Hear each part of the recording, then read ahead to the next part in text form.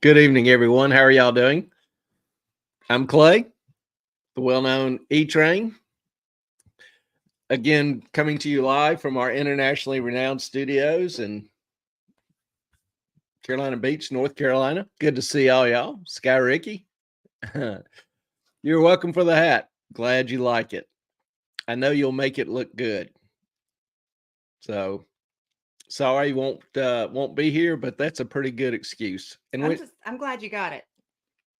So we're waiting on two more to make sure they got theirs. and, and Jane, glad you made it through the elections. Hope it all turned out well. Went relatively smoothly. I can't even talk. Smoothly, even if it was kind of a long day. But we appreciate you doing that. We really do appreciate the effort and the sacrifice. Know that takes some time and effort. And Brentwood, always good to see you. So hope everybody's doing all right. We're showing off the hats here tonight. Yeah, it's hat day. Had a dinner last night for my boss, quote unquote, the chair of the department. He's leaving and moving back home to Texas. So Ellen wore one of the hats, and we got several requests for him. So which is good. If people from your department want a hat, that's good on you. Yeah, I think they like the stupid should hurt on the back of it. We got to make that a little bigger maybe next time. I don't know. What up, Carson? How you doing? Good to see you, man. Glad you can make it. My hat has made it to Florida. What? It's supposed to go north of here, not south. What do you mean made it to Florida? That is the weirdest thing ever. Sky got hers in Canada. Yeah, that needs a little explanation right there, Hoss.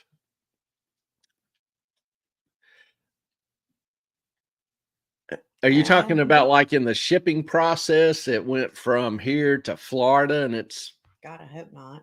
Waiting to be shipped to Canada. I don't know.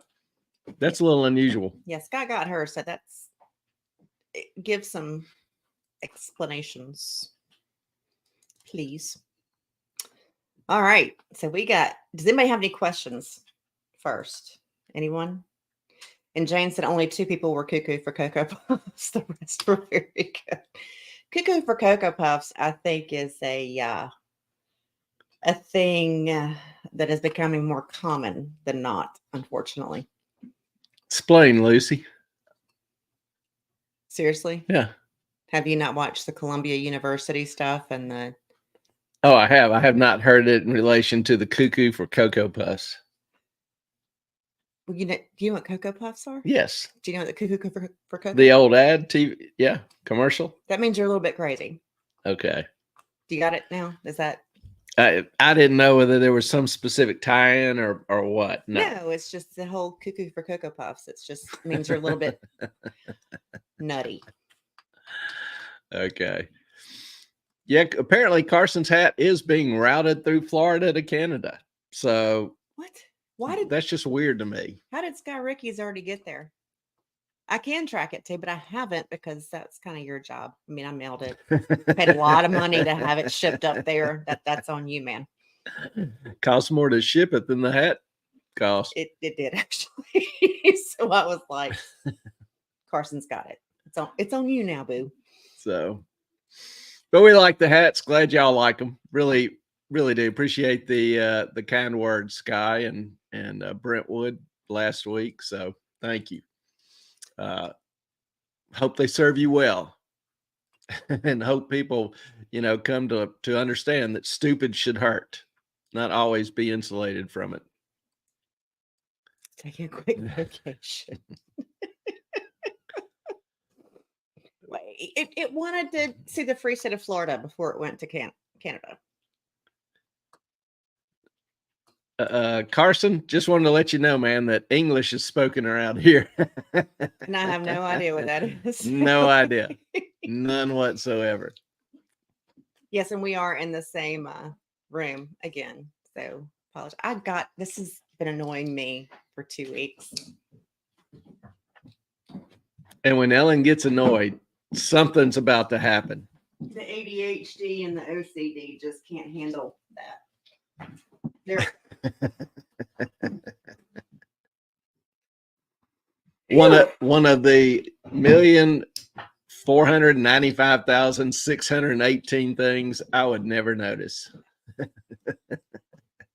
There's what is it with you in the US, Carson? Like you with the subscribe, I mean, you can't we can't gift you membership. We can't. Yeah, Carson's on the do not export list. He must be. Don't know what it is, Carson, but it's okay. Carson's getting a little bit better at the English, but the complete sentence thing. Y'all don't, for those new to the show, don't worry about Carson. He will be giving us hell a little later. Constantly. Yeah. So we love him. Yeah. He's one of our oldest and he's dearest. part of the family. Yeah. Well, your sister went to was that Fort Bragg / Liberty? Carson, that actually has a ring of truth to it, unfortunately. Yeah. And we're going to get into some of that. We've got some fun stuff tonight. Now, I remember the famous Lone Ranger line when, he was surrounded by a group of Indians, hostile Indians. He looked at Tonto. Tonto said, we can take them. And Lone Ranger looks at Tonto and goes, "What's this we, Kemosabe?" Yes, it is. In my heart, it will always be Fort Bragg, right. Carson. Always. I'm on mobile. And that shows y'all the dedication to this show. We really have a great little family, and Carson is one of them. As Ellen kind of alluded to, randomness is kind of the hot topic tonight. There's just stuff flying everywhere. There's really nothing scripted or should I say often on these nights. Tuesday Q&A. So we, kind of open it up and let you talk about or ask questions on things that you want to ask. We do have some weird little things sometimes to talk about, and this is one of those nights. And if you guys don't have anything, I'm like, Clay, I found this thing today and we got to talk about it. And he's like, oh shit. So, and yes, Jane, Fort Bragg, where your father was stationed. So was Carson's sister. So yeah. And we don't live far from there.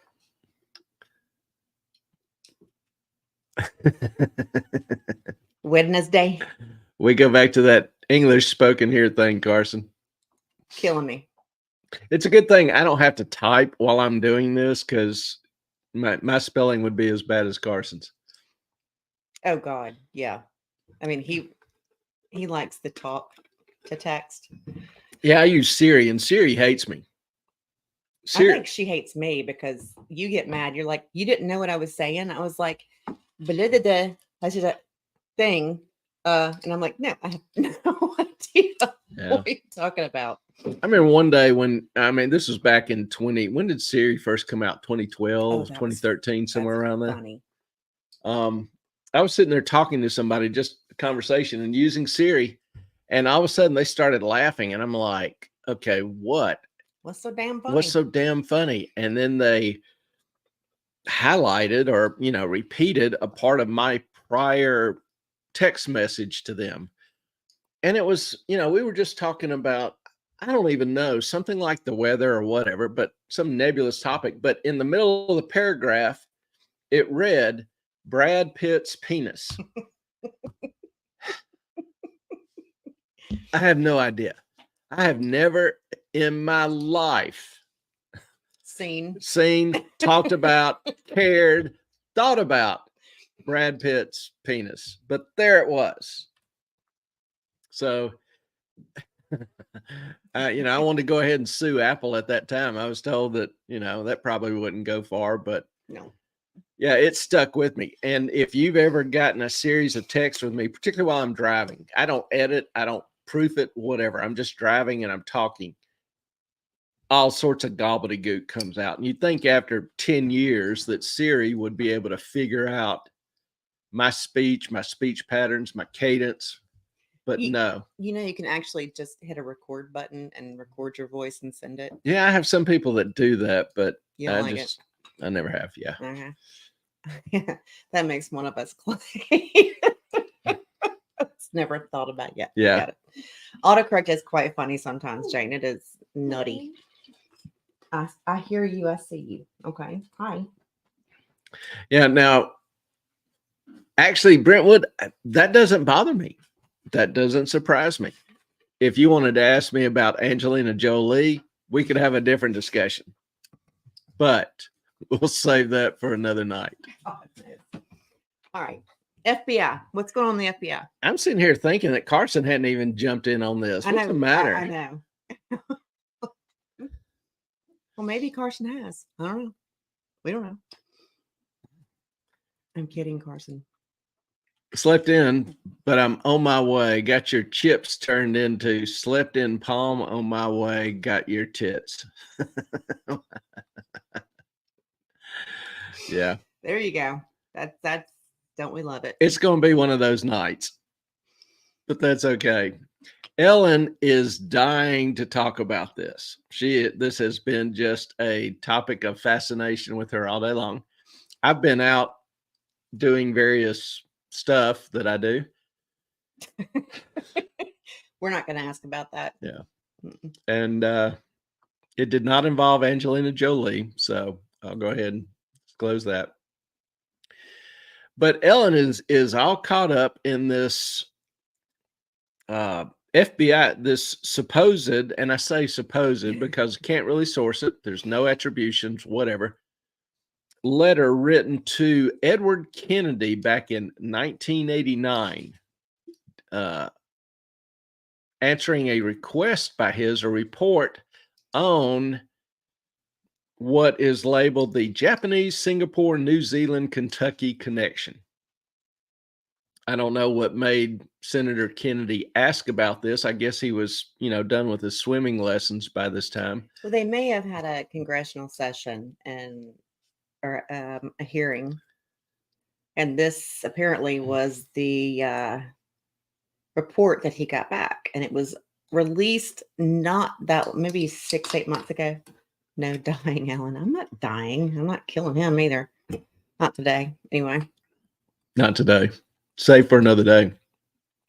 But, many of you are probably familiar with the Hollywood version, Made in America. If you remember the Tom Cruise movie about the pilot, Barry Seal, who flew drugs at the behest of the CIA for the Medellin cartel.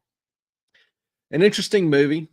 I don't know how his story, from what little I know, it's not impressively historically accurate. There's a little truth kind of running through it, but it obviously, glosses over a few things here and there. And in a 2-hour movie, there's only so much you can cover. I think we should go through this and let people comment as they will. We love opinions. Well, let me do this. Present. I will throw the original document up. There's no audio. You don't have to do all that. Well, thank you. I worry about her sometimes. She has no idea what I'm thinking, but she never minds chiming in on it. Sorry. You turned audio on. I was like, yes, because I'm going to throw up the website and it does have audio. Oh, but you'll have to do it again because that won't work. Maybe. I know a couple. Here is the actual. Play that up a little bit so they can see it. Here's the actual letter. Report. It's 13 pages long. Some of it highlighted and noted and etc. Don't know who did it. Don't know where it came from. Even the letter itself contains no signature attribution.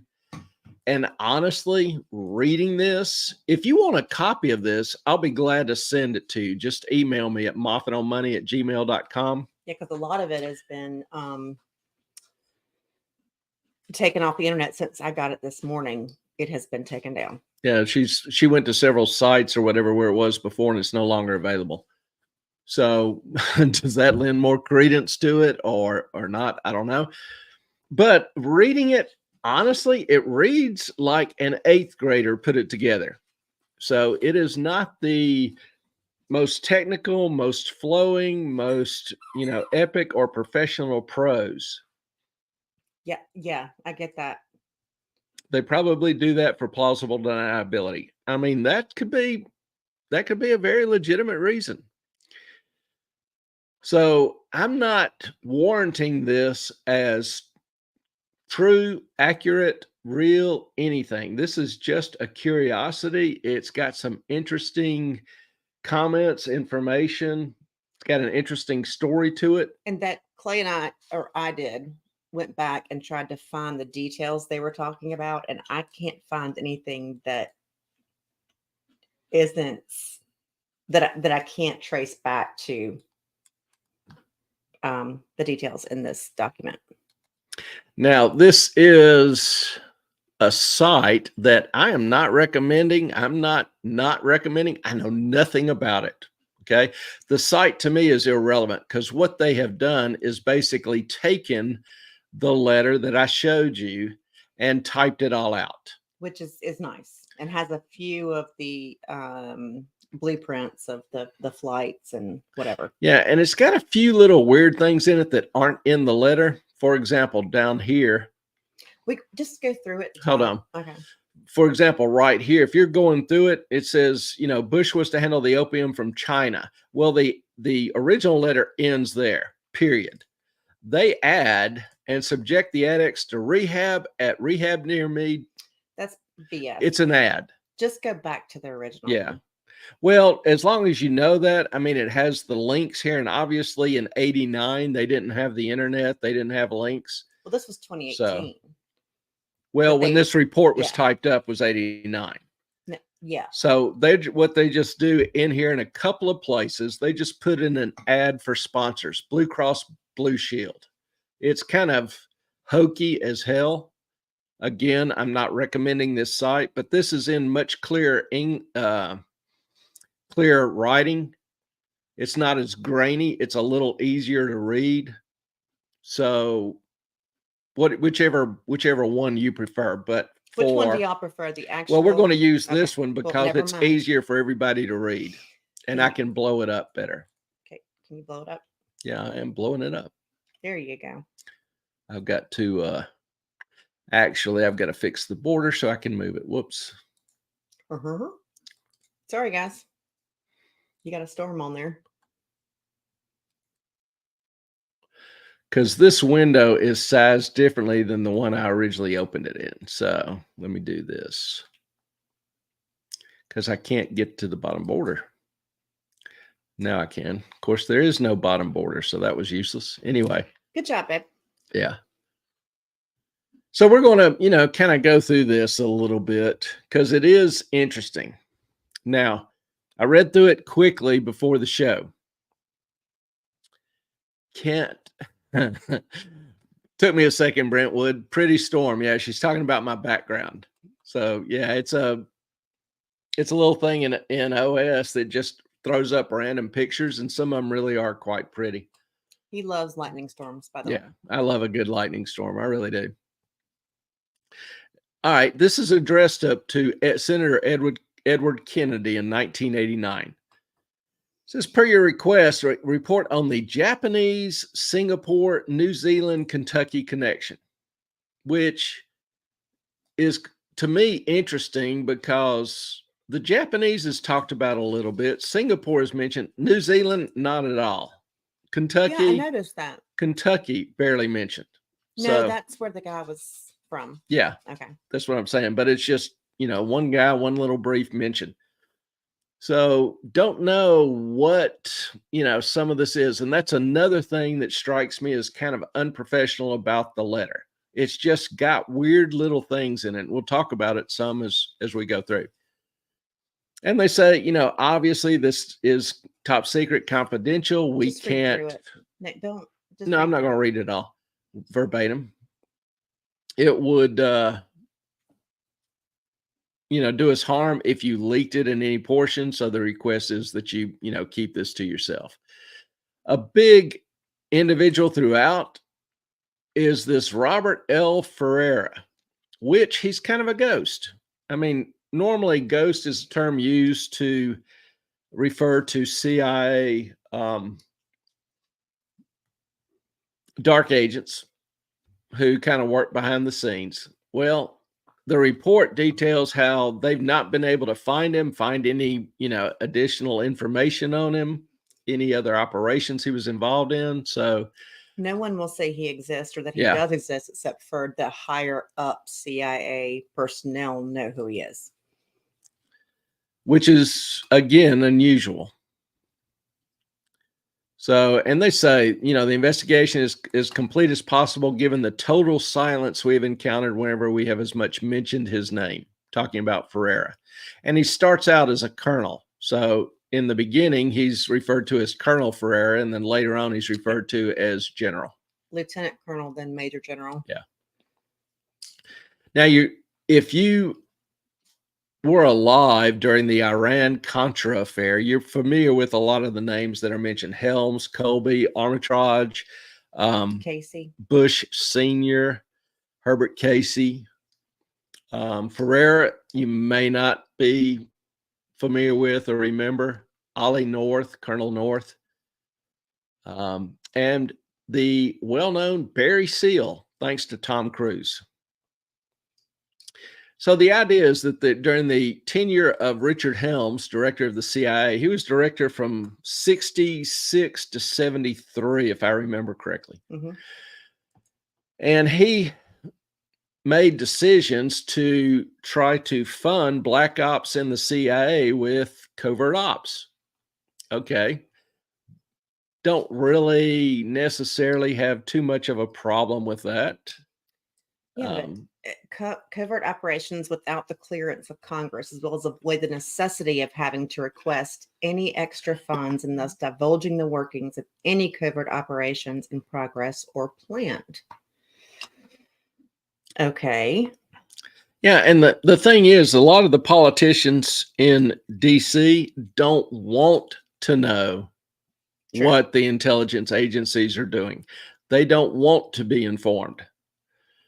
They only want to be informed when it's to their political advantage. Yeah, and if Congress or any other uninformed do-gooders ever become aware of this operation, this agency and its director will invoke the 1949 CIA Act, which exempts the CIA from all laws requiring the disclosure of functions, names, official titles, salaries, and numbers of personnel employed by the agency. Using this as a cloak of legality, Director Helms put together a team of five top people, which is Helms, Lansdale, Colby, Bush, Armitage, and Ferreira.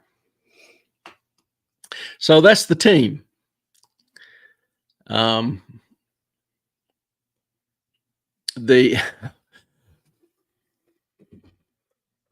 Trying to remember the Olympic basketball team of '82 that had Jordan and Barkley and the Dream Team. Mm-hmm. This is kind of the CIA's version of the Dream Team, so to speak, taking the top talent they could find from around the world with different contacts around the world and putting together on this new revenue generating machine, and it generated some hella income for them. Yeah, having secured the implied. Let's not read it all. Well, the five experts were called. Yeah, just say they met in DC. Okay. Ellen is determined to read it. I'm going to let her read it if she wants to. It doesn't hurt anything. 4 of the 5 were handpicked for their very special abilities and expertise. I would like, though, for you to chime in and give your comments. Well, the 5th member of the group, they had some skills. Armitage was brought along by George Bush as his personal gopher. They had some incompetence. Mm-hmm. Bush was chosen for his knowledge of China and his wartime flying ability, as well as being on the way up within the CIA. General Lansdale was brought in because of his expertise as a top CIA asset, especially in breaking insurgencies, as he did with the Huks in the Philippines in the late 50s. William Colby was picked for his knowledge of the Southeast Asia and to command the operations first phase. Lieutenant Colonel Ferreira, remember that name, was included because of his varied experience as a pilot, as well as his command of over a dozen languages, and his position as founder of the Special Forces, Green Berets, and still at that time regarded as their unofficial commander in Vietnam. Yes. Hold on. Jane makes an interesting post here. Chuck Schumer said, not that I often want to quote Schumer, but let me tell you, you take on the intelligence community, they have 6 ways from Sunday at getting back at you. And you will see that as we go through this document. So and Jane knows. Yeah. I'm not going to give, keep that in mind. Okay. The 5 names were submitted as to the godfather of the CIA, John Foster Dulles, who gave the plan his total blessing. The group met the deadline and came up with a plan that would be so enlarged in scope that if it carried out to the most minute detail, would. Okay, just notice the English here. Came up with a plan that would be so and large in scope. Okay, that's not really good English. The typing, most minute detail, it would become simple. But now I did point out to Clay this was on a typewriter. I know. I grew up on a typewriter. But back in the day, professionals, 1 could type, 2 could spell, and 3 were obsessed about what they put their name to. But you didn't see these kind of typos in high-level docs. Going to a senator, no. But if it were me and I found out all this stuff, I'd be typing and I would be making all the mistakes. Nobody would let you type this kind of thing. Sorry. You are the sweetest. You say the sweetest things, because they want it typed correctly. And people who are typing this have seen this over and over and over again, this kind of stuff. The group met the deadline and came up with a plan that would be so enlarged in scope that if it carried out to the most minute detail, it will become simple by its mere complexity. Interesting. The plan called for a second airline to be set up by the CIA. The first was Flying Tigers. This was done. The airline was named Overseas National Airline, which, yes, it existed. This airline suddenly, without yet having any aircraft, received the contracts for all civilian carrier and military cargo into the Pacific Rim and Southeast Asia. Now you'll probably, they don't go into it here, but they're talking about what was known as Air America. And it was the airline CIA set up during the Vietnam War to funnel drugs. So that's what they are. Started out as the name Flying Tigers. I think it became renamed as Air America. The master plan called for the CIA to enter into the drug smuggling business in a total and complete fashion. Each of the 5 planners, you can't move that so fast, would have his own field to handle. Bush would be the secret head of O&A and handle all the shipping of the drugs under forged waybills. Armitage will be the gopher for the group and the intermediary with any undesirables. General Lansdale would handle all the distribution network and collection services within the military in Vietnam. William Colby was to handle the setting up of all the manpower, from runners, peddlers, pushers, collectors, and so forth, as well as the elimination of any who might prove to be uncontrollable, be they American or was to use his contacts in Latin America and the Middle East to obtain from various governments the needed drugs: heroin, cocaine, marijuana, LSD, etc., etc. As ordered by Colby, Bush was to handle the opium from China and subject the addicts to rehab. That's the ad. Oh, yeah. Sorry. You'll notice the spelling of marijuana. It's like this individual has never seen or heard of the word marijuana. Marijuana. Or they were high as hell when they were typing this. They may have given him. They may have been sampling the wares. I don't know. The problem is that these drugs were made to give to American military. Well, at this point, that wasn't known. It was not known. No. Yeah, and I'll be very clear. Ferreira absolutely wanted to destroy everybody when he found out that was happening. I got to give him props. He was probably the most honest person in here. Yeah. In this team of 5, because it seems like he was like, wait, what? And that's not saying much, as you'll find out. But it's hard to really evaluate a guy like Ferreira. But yeah, the operation was given the name of Eagle 2 at the request of Ferreira, for he felt it would be lucky to have the same code as the Eagle project he had participated in when he was with the OSS. And for those who are not familiar, the OSS is the Office of Strategic Services. It was the forerunner to the CIA, started late in World War II to try to handle, intelligence matters, and modeled somewhat after Great Britain's MI5. Yep. And we'll get to that later. Now, we're not going to show this because it'll probably be a strike against us if we did, but this is a gentleman who claimed back in... He's an LA police officer. Yeah, in the 80s. I don't know exactly the time of this, but he claimed to have proof of a lot of this operations, and the CIA director was speaking at some public meeting. Again, we don't know where or what. Yes, Jane, that's exactly what it is, and we're about to explain that. But if you want to, go to this site and watch the video, it's modestly interesting. This is an ad too. Okay, Colby started his phase of elimination of dissidents, and he did so under the code name of Phoenix Program. Colby became insane with his power, and before he was finished with Phoenix, over 20,000 suspects were executed, and over 2,500 U.S. citizens were accused by Colby of being collaborators, and they vanished. Wonder what happened to them.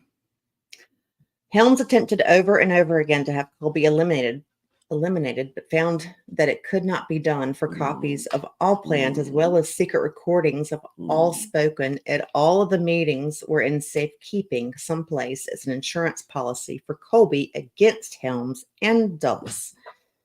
The fault for this fell on Armitage, for he was in charge of security for the meetings, etc. Yes.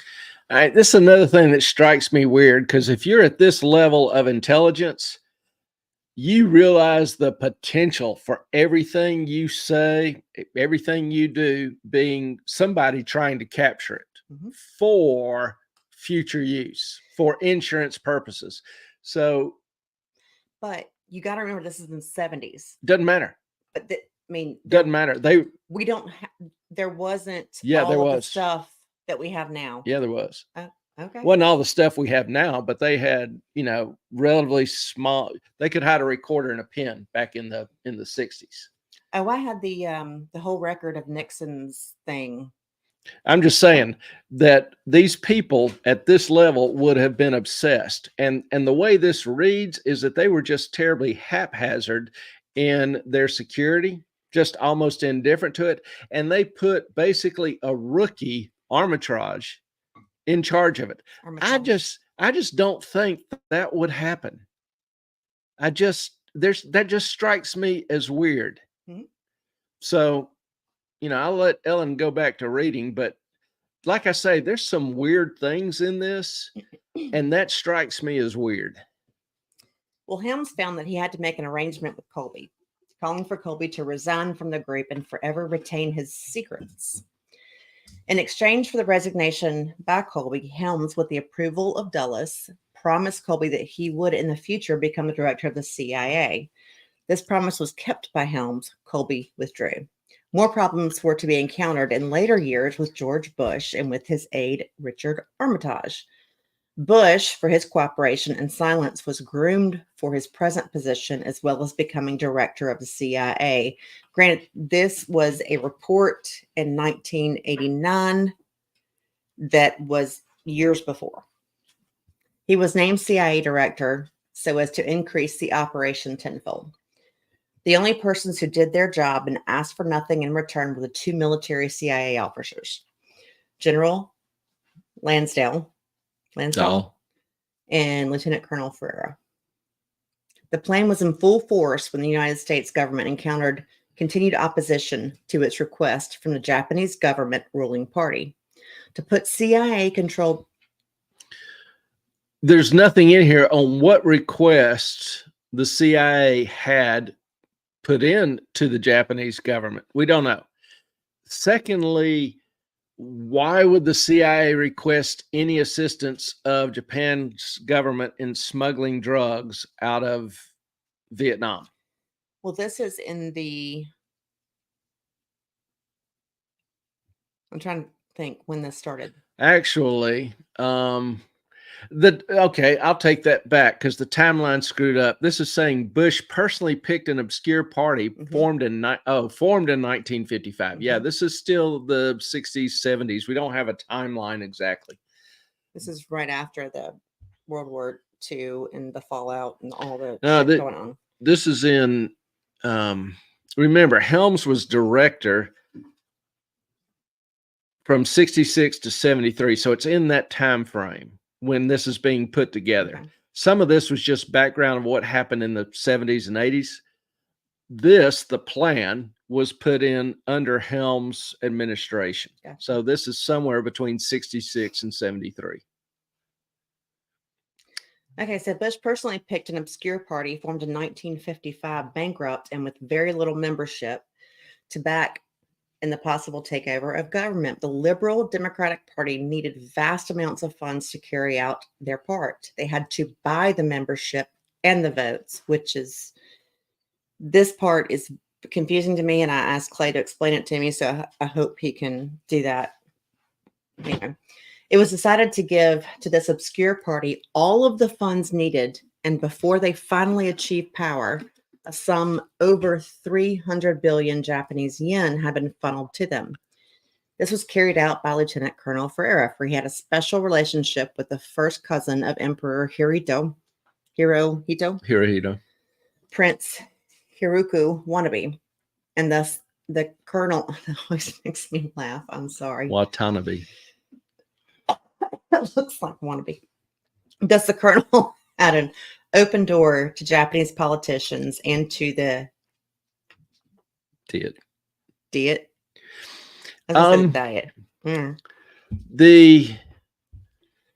This is something else that's weird about me, because the CIA didn't have excess money for large ops that it wanted to do, but here they come up with 300 billion Japanese yen.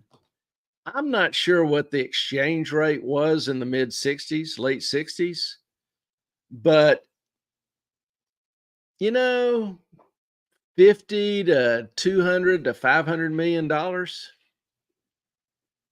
That's a ton of money in the mid 60s. Pick your range, pick your number. That's a ton of, I didn't do any. If it was one background, million, yeah, I did. It was, Yeah, that's a ton of money back in the 60s. So, and not only that, buying Japanese votes.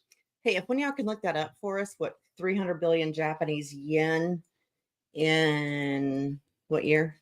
Say 68. 68 to the dollar. I don't know how easily available that will be. Like I say, I just had to scan through this real quick before, right before we went on the air. But so haven't had a chance to do a whole lot of background into some of this, but that's a fair amount of money. So if CIA doesn't have money, if it needs to do these black ops to raise money, where's it getting the money from? Anyway, we're about to find out. Well, no, it doesn't explain that where they got that money from. That in effect, Senator, is the start of the Operation Eagle II, which over time has now evolved into what you refer to as the Japanese, Singapore, New Zealand, Kentucky connection. This connection came about in a rather strange manner. And were it not for unforeseen circumstances, there would not now be any such connection. There's a code name used in this regard, Senator, and that is Studebaker. They have from time to time changed the code. Sorry, my nose is itching. But it is still spoken of as Studebaker by those in charge. As this report proceeds, Senator, you will see where all the players fit into the puzzle, except in reference to anything pertaining to Lieutenant Colonel Farah. What was that? All right. Brentwood comes up with a number. Brentwood. 300. It's 300 billion. So we're off 3 zeros. Oh, wow. Oh, Hold on. Let me back up. Yeah. 300 billion yen. oh, good God. So that would be $820 million. That seems like a whole lot of money. In the late 60s, early 70s, that was a buttload of money. Lord have mercy. Okay. Now, Major General, it's impossible. Yeah, but the 300 million was easy to find out. No, you're good, girl. That's perfect. Yeah, just add 3 zeros to the end of it. It's impossible to even get the agency or the Pentagon or the Army, the Navy, the Marine Corps, or the Department of Defense, the DoD, to so much as admit to any such person possibly existing. We might add at this time that is our supposition and strong suspicion that General Ferreira is now the top worldwide CIA free agent in charge of all clandestine operations and, if needed, assassinations. Again, 1989. We have it on totally reliable authority that Ferreira is Totally. Totally is responsible only to the real director in secret of the CIA, Mr. Helms. I got adjustment. I rest my case. This was written by a Valley girl. Oh, stop it. We have taped conversations between Ferreira and the Baron Philippe du Defan. Yeah, close. As well as with Helms. It is impossible for us to divulge our methods in the securing of these conversations, Senator. General Ferreira is so deeply buried in secrecy that even those within the upper levels at the CIA confess to ever hearing of him. With our knowledge of the dozens of the wording of that, think about it. Ferreira is so deeply buried that even those within the upper levels confess to ever hearing of him. Yeah. Don't confess to ever hearing of him. But he's saying even the highest levels. Yeah, he's saying at the highest levels, yeah, they do confess to hearing of him. Yeah. Bad wording. Just go ahead. Okay, you and Brentwood can go over this for English later. I like my little Valley Girl article. Yeah, exactly. 820 million. Yep. That's a lot of money. So with our knowledge of that, of the dozens of aliases used by General, and with our total access to the computer information at the agency, we have not been able to crack the one code word that would give us the knowledge we seek. Our most trusted agents within all agencies cannot unearth an iota of information on the General's true job, purpose, etc., or his present mission. All we have been able to gather of his present work is that he is giving a helping hand to a wonderful, maligned individual, one Marlon Horn, which, pay attention, okay?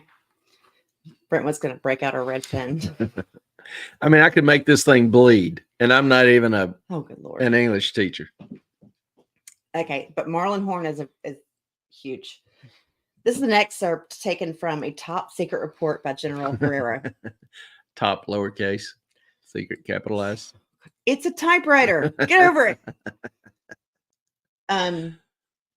You are really going to make this difficult. If you keep pointing all this stuff out, we're never going to get through this. It's not difficult. It's entertaining. Brentwood likes it. I know. Y'all can get together and go through it later. How about that? Top secret report by General Ferreira to then President Ronald Reagan. That's what the RR means. This report was given by Ferreira to the president and explaining why he, Ferreira, was turning down another star. If he accepted, he would receive another assignment, and Ferreira did not want to desert Horn. This relationship that we feel is like that of a father-son has cost the general dearly, for the general is now on the very brink of total ruin financially. So they think. Keep in mind, this is a guy that they couldn't find anybody that would admit to knowing him. They couldn't find him. They couldn't find out where he was. Only the upper echelons of the CIA knew that he existed. They couldn't find out anything about him, but they do know he's on the brink of total financial ruin. I'm like, bullshit. Sorry. I'm like, what? Okay. My bad. Go ahead. His military pay and his agency pay have been stopped as a result of Ferreira withdrawing from any and all assignments with both the military and the agency until my friend JR collects all that is due him. The amount in question that now has been arranged to be given to Horn totals 318 billion Japanese yen, all from the sale of drugs to our service personnel, U.S. military. The profits and the payoffs have reached such proportions that Mr. Helms has ordered that all operations be terminated. Since the inception of Eagle 2 in 1966 to 1976, which is not the total time, just that portion, the original Gang of Five has gone in different directions. When in 73, Helms decided that he could stop it, better control international operations from outside the CIA.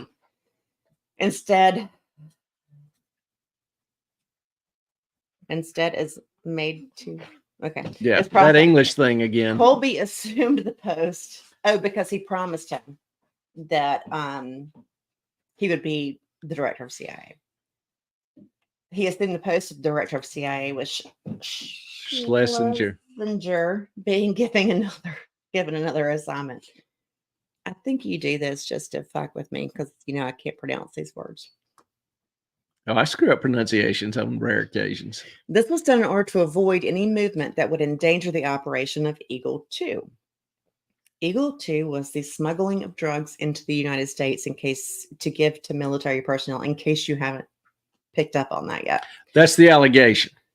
Yeah. Colby remained until 1976.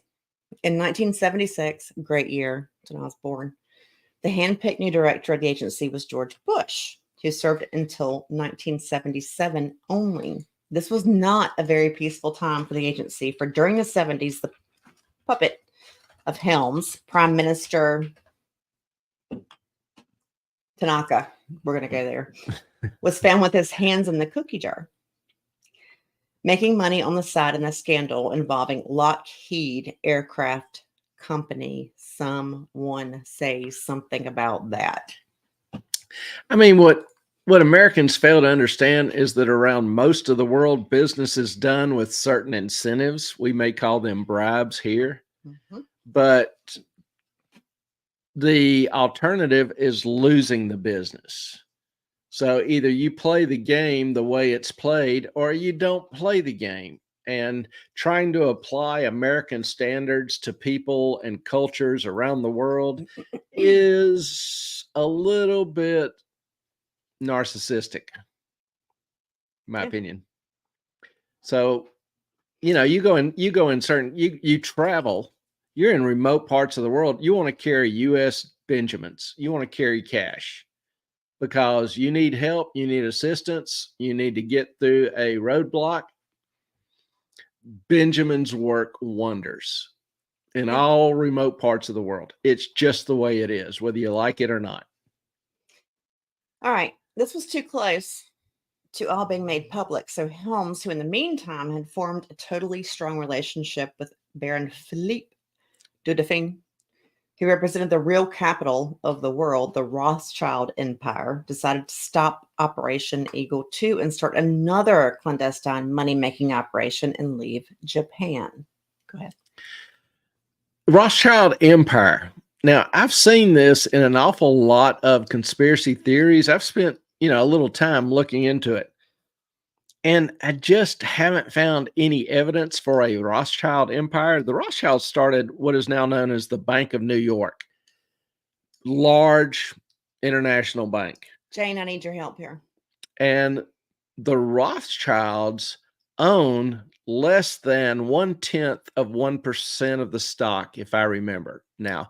Because if you think about it, how many billionaires leave kids, grandkids, great grandkids, great great grandkids who are also billionaires? The money, the stock, everything gets cut up and distributed. Each individual loses influence, power, money. The old adage, the historical adage is the first generation makes it, the second generation preserves it, the third generation loses it.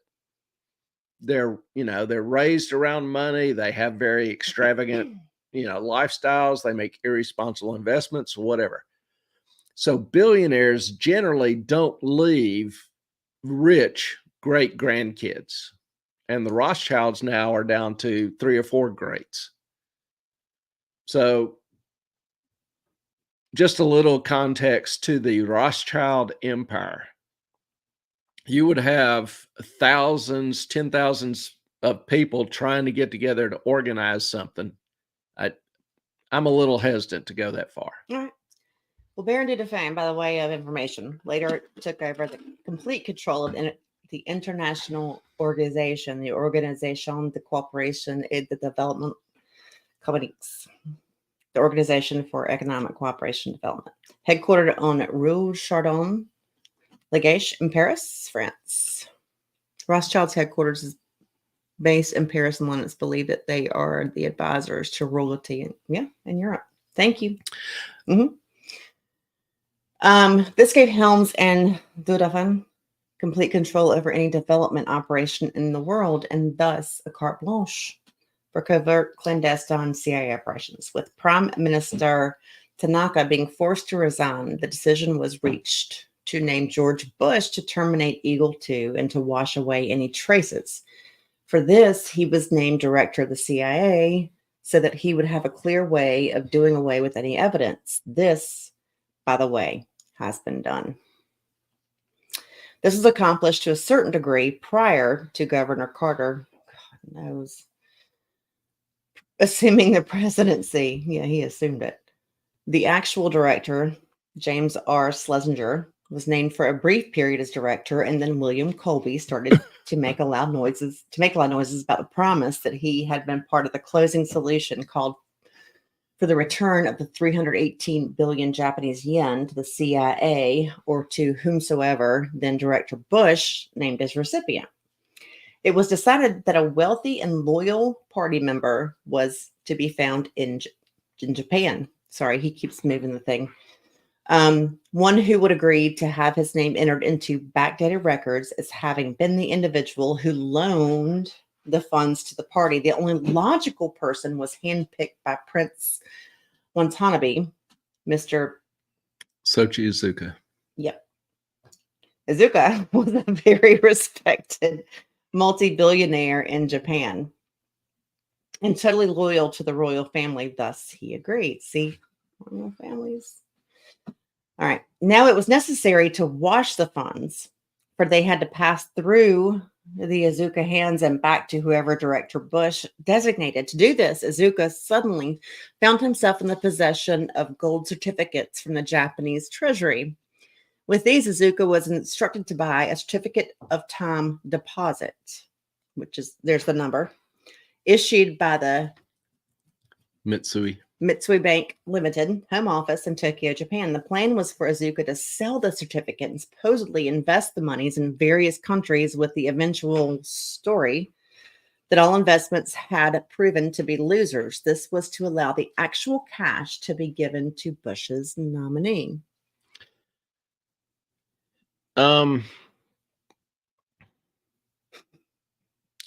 This just financially makes no sense, even if you're trying to launder money, particularly if you're trying to launder money.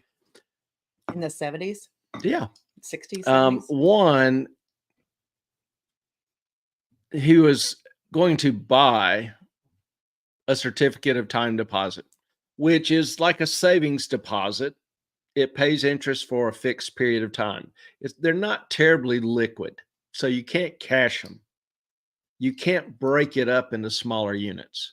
So he buys, let's say, I don't know the exact amount, $300 billion certificate.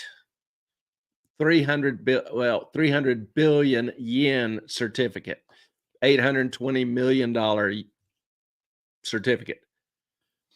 The plan was then for him to sell this certificate.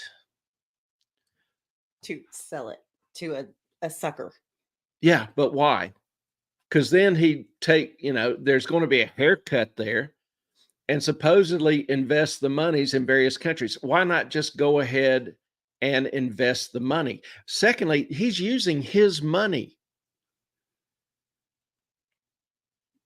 Hold on. He's using his money.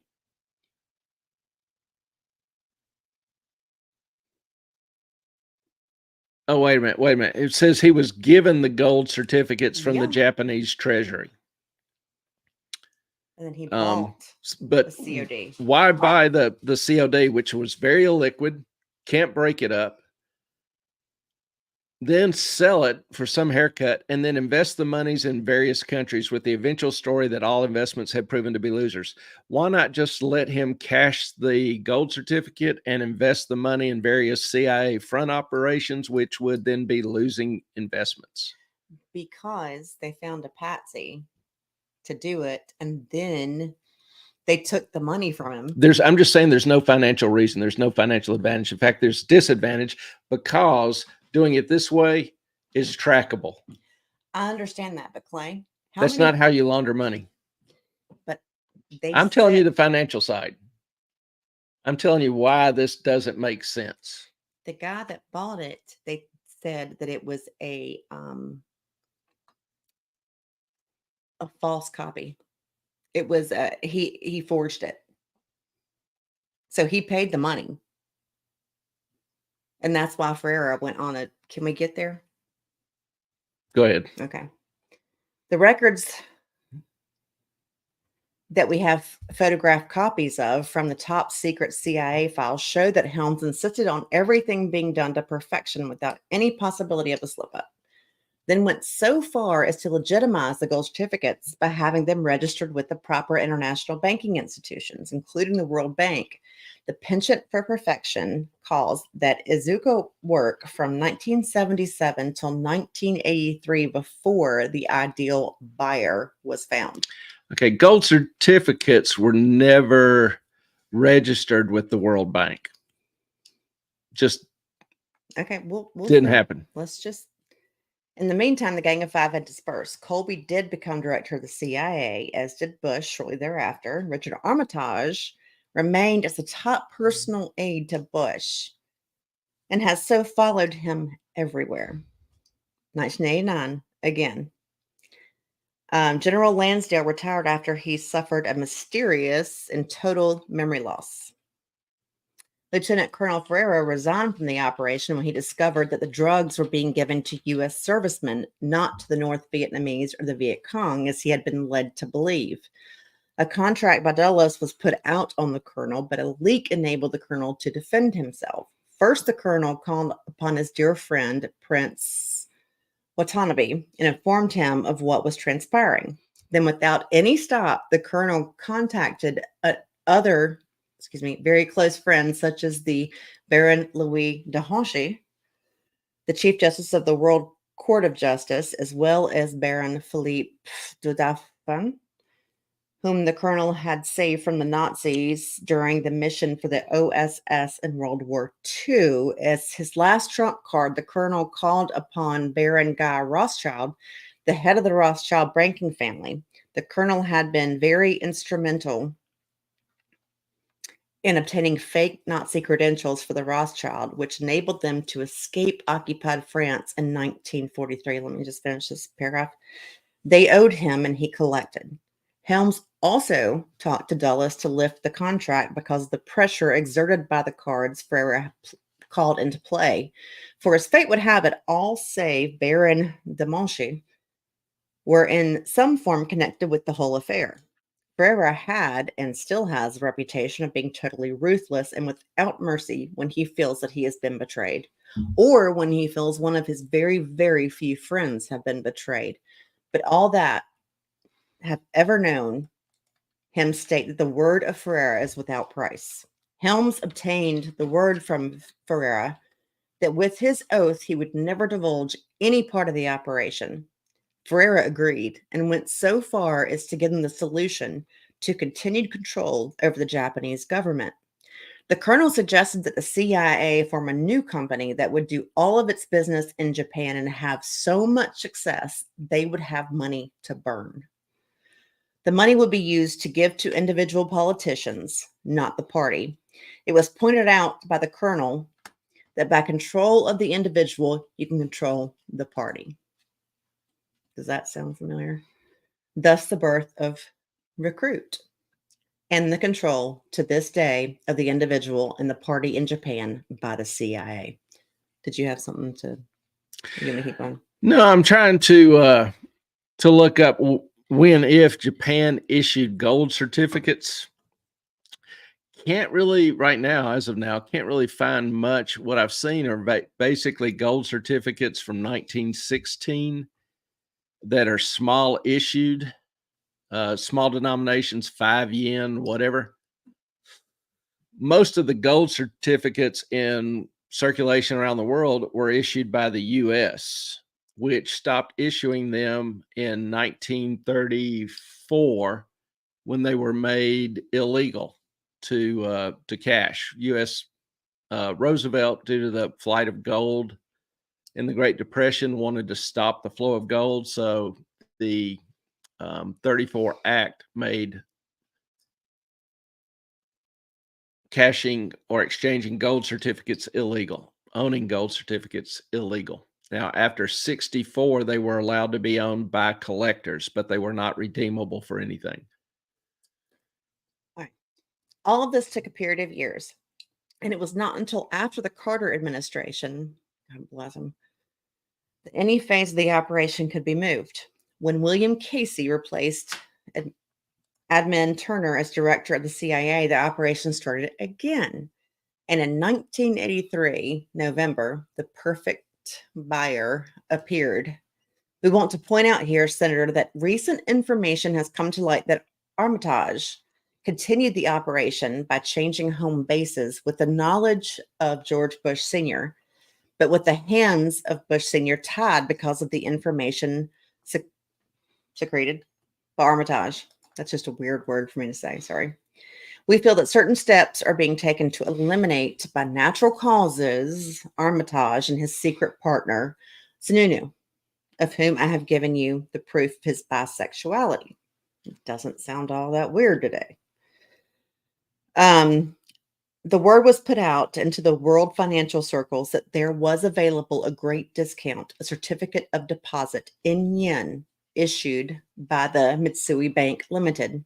This brought hundreds of inquiries and offers to the dozen or so agents that had knowledge of this very mysterious CD. One of these second and third rung agents was somehow put in communication with Mr. Marion Horn Jr., aka J.R. Horner, Jr. Horn, from Kentucky. So there the Kentucky pulls in. And thus began to unfold the Kentucky connection. Mr. Horn was the first perfect buyer to be found. For the buyer wanted by Helms and Dudafane had to be the one that had a past record of mixing in financial transactions in the gray zone. Never anything illegal, but yet on the borderline. Mr. Horn, known as JR Jr., was perfect because he was the consummate entrepreneur, developing projects without having the financial backing. It would not do to have anyone well known within the international financial circles, for the press would delve into it fully. Mr. Horn and Eagle, too, seemed to be made for each other, and they met at the perfect time in history. The death of Eagle, too, and the birth of a buyer came about. Mr. Horn proved to be exactly what all concerned needed. He managed to do the right things at the right time, including the validation of the original copy of the CD by the consular office at the U.S. Embassy in Japan. One Frances Lead. She disappeared for a while, but within the last year, the general located her in Canada. The audacity of Horn is brought out here by the wording by the consular official Lied. This is to confirm and certify that the above mentioned cash deposit certificate is issued by the Mitsui Bank Limited, head office, Japan. Consular offices never get involved in validating certificates of deposit. They just don't. You call the bank, get the confirmation from them that this is indeed, something they are trading, selling, or have issued. If you have any doubts, you just don't call a random consular official who's in a remote city somewhere in Japan. You just, that's not what consular offices do. Post by Jane. Speaking of OSS, do you know Julia Child worked for them during the war? I remember that, actually. Now that you mention it, I'd forgotten it, but I do remember it now. He's getting there. I'm still working on him. A little bit. It is an interesting story. It is an interesting, some interesting personalities. Several Hollywood movie stars were who was the name? The guy in Star Wars, the Irish guy. Can't think of his name. He actually stormed D-Day. Yeah, the beaches at D-Day. How would Japan have those resources after the war? Good question. Because it was all of ours. We're about to get there. Can you go down a little bit? All right. All of this statement was basically correct, but what was shown as an original copy of the CD was just a copy of a CD. Also present were two minor assistant majors with... That's the bank. That's all. Okay. They just can't type. Yusuma and Mishima. And by I'm not good with all this. Takahashi of the hundreds of attorneys of Mitsui. All three were given the go-ahead by Mitsui to do what they did. In exchange, if anything happened to any of them, their families were to be compensated with $1 million by the Japanese government. All three have met their deaths in an identical fashion at the exact same spot and time. Their families have received the funds. It was during this phase of the operation that Helms realized he needed funds for the aid of the Contra in Nicaragua. This is where it gets interesting. The only solution was to continue the operation, only this time it had to be put under the control of Armitage, with the full knowledge of Bush Sr., but not of President Ronald Reagan, nor of now General Ferreira. Ferreira had to be kept in the dark because of his total aversion to the drug trade. He was assigned to the other missions by the agency as a way to keep him in the dark. Lieutenant Colonel Oliver North was brought in to run the operation. History has now proven that Colonel North was no General Ferreira. No shit. To avoid any risk, Helms had to stop the sale of the CD. Fortune smiled on Helms, for the Horn Group did not follow the precise manner of cashing the instrument, trying to do it in a rather haphazard manner. To avoid any risk, Helms had to stop the sale of the CEO. You remember earlier the CD. You remember earlier this same missive was talking about how Helms wanted everything done to perfection, and because of this, the CD was brought into play. So Helms is trying to stop what he implemented. Again, it's just weird. It just doesn't make much sense. Go ahead. Okay. This gave the door so Izuku could be accused, along with the Horn people, of having stolen the CD. Bye-bye. and thus have all papers confiscated and everyone except Bazooka, who was a participant with the government, be lost in jails in the Far East forever. So somebody's going to steal a $1 billion CD and nobody notices. Haphazard. They'll just kind of accidentally steal it. He never got the real one. Of course. Yeah. He didn't. It doesn't make any sense. People don't operate like this. The government does. No, they don't. They do. No trace, no records. This would have been successful, except that as yet unknown persons came to the aid of Horn, and he was allowed to leave. The Mitsui Bank and the Japanese government officially declared the instrument to be a stolen blank and thus a forgery. And on 21st November of 1983, all was confiscated from one John Burns and Horn. This was carried out by the Commercial Crime Division of the Singapore CID by the Chief Inspector Chai Yong Sung. Mm-hmm.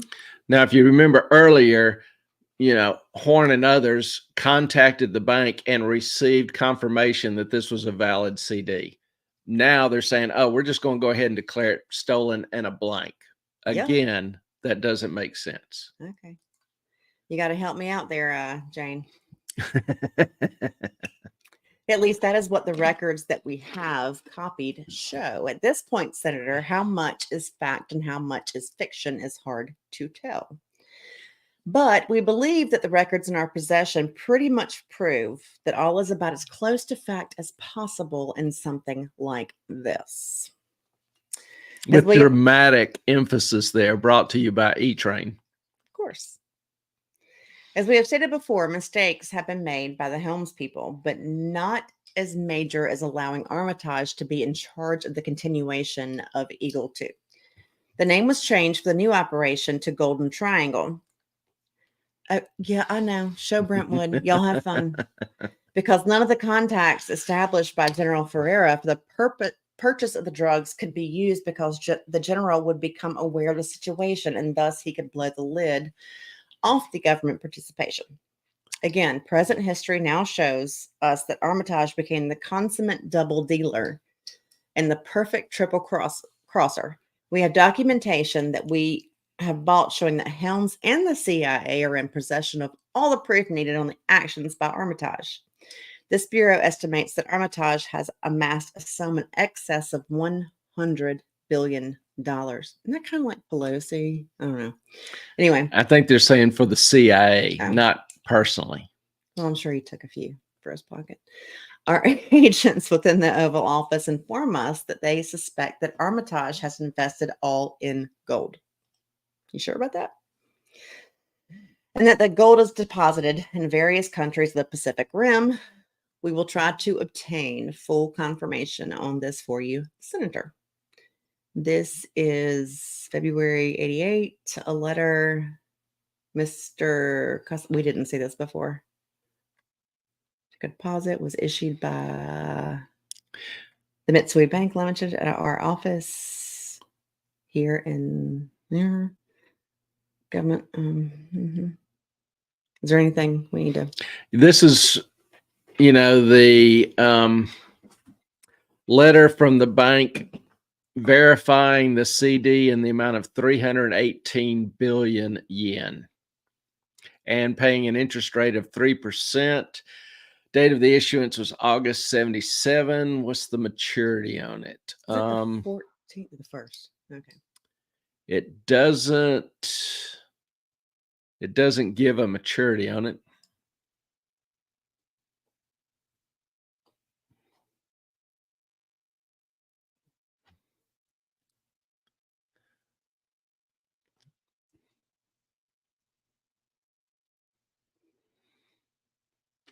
It just says the government of Nissan as well as the government of Singapore have arrived at the mutual decision that this matter must be concluded with the most haste. And they have further agreed with the general that this totally uninterested third party is a link between both governments. U.S. Mortgage and Trust Corporation? Yeah, okay. That's Trust the bank it was supposedly brokered through. Recognize the owner of the CD is present. Concern, recognize the only legal owner is Mr. Horn, a citizen, resident of the U.S. through U.S. Mortgage and Trust Bahamas, formerly U.S. Mortgage and Trust Corporation. Therefore, this institution does confirm the above unconditionally. So here's official correspondence from the bank saying the CD was real. Now, when all the papers and documentation from Horn were given to Inspector Chai by one John Burns, the Japanese government put all to one side, waiting for a future date to once again try the Operation Cleanup.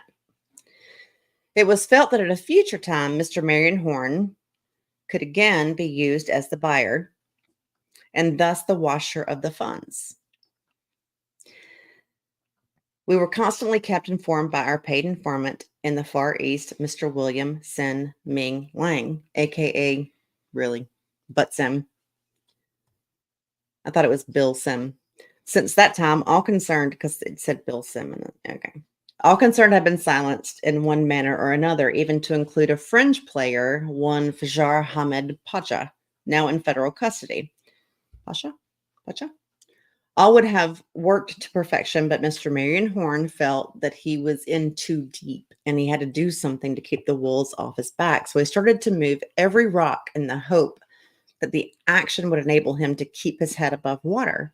Mr. Horn used the bad judgment of entrusting a former agency man on the lowest ladder of the organization, who had been let go because of his mental instability and lack of trustworthiness, to investigate with the State Department. This individual has proven to be the perfect type to use as an informant, and we have so used him from time to time to obtain information on all that Horn and his group are doing. We simply have people say to him that they are CIA agents and they need his help, and he spills. His name is John Bennett, and the last known address in our files on him is listed as 60 Adams Street, Biddeford, Maine. Now, granted, we're not spilling anything. He's dead. Well, the thing is, there's no knock that goes around telling people that they're a CIA agent and needs help. Anyway. But he was in the... Carson, Clay, did you? Oh, geez. I did. Did you say the Irish guy from Star Wars? You meant the Scottish guy from Star Trek? I did. Thank you, Carson. Didn't I say Star Trek? No, you said Star Wars. Did I really say? Yeah. Okay. Duh. The records at State show that John Bennett did in fact visit, but he spoke only to a receptionist and to a guard, one Timothy Hamilton, no longer at State. Hamilton heard the saga and, without seeing any of the documentation to better guide Bennett, stated that if Miss Lead had attested to the validity of the CD, then it must be real. Again, remember the wording on the consular validation. This was, also followed by the filing of a claim against the United States Department of State, seeking the return of the CD as the rightful property of U.S. Mortgage and Trust Company. When does the Department of State decide it can just seize a CD from a U.S. bank? Never heard of that before. Whenever the government says they want. No.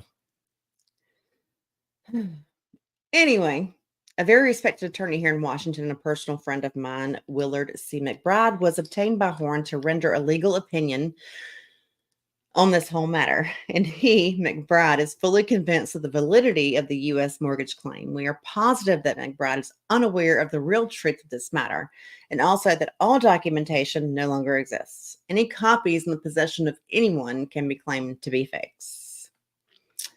Horn started to make too many waves, and he enlisted the help of many influential individuals, including a friend of the director of the Bureau, Mr. Alan Wolfley. A decision was made, and that decision was that Marion Horn Jr., J.R. Horn, and the U.S. Mortgage and Trust Company had to be stopped. And to this end, the agency used our informant Bennett as a tool to set up Mr. Horn, and in doing so, discredit Horn in the international financial community. That sounds fun. By having Horn included in the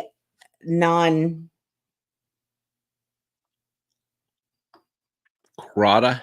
That's not what was in the papers. Book of Interpol, the non grata, I think. book of Interpol and the World Banks. Until recently, Horn's name appeared in that book. But as of this report, we find the name has totally been erased from new issues, and all Interpol agencies and banks have been informed that it was an error to list Mr. Horn in the first place. Senator Kennedy, this has the hand of Mr. Helms in it, for only he has the power to have this done worldwide. As stated before, it was decided that Mr. Horn must be silenced, but without personal harm, for Helms felt that Horn actually believed he was within his rights. Let's just stop for a minute. Just, talk about this. Helms, Colby, CIA, you've got Ferrer running around who's supposedly in charge of, all assassinations in the world. Do you think the CIA hesitates to terminate somebody because that person believed he was right? Does that make sense to any of y'all? I think he knew too many people. Here the CIA is developing a conscience. You're getting there because Ferreira had his back. CIA's developing a heart. It's not what it says. Helms felt that Holmes actually believed he was within his rights. Keep going. No, just what that says. I'm just dealing with what it says right here. Duh. Helms felt that Horn actually believed he was within his rights. However, he had to be silenced. And the best manner of doing this was to discredit him. He had bought this CD. There was an issue with it. Okay. Discrediting somebody doesn't silence them because it brings more attention to them.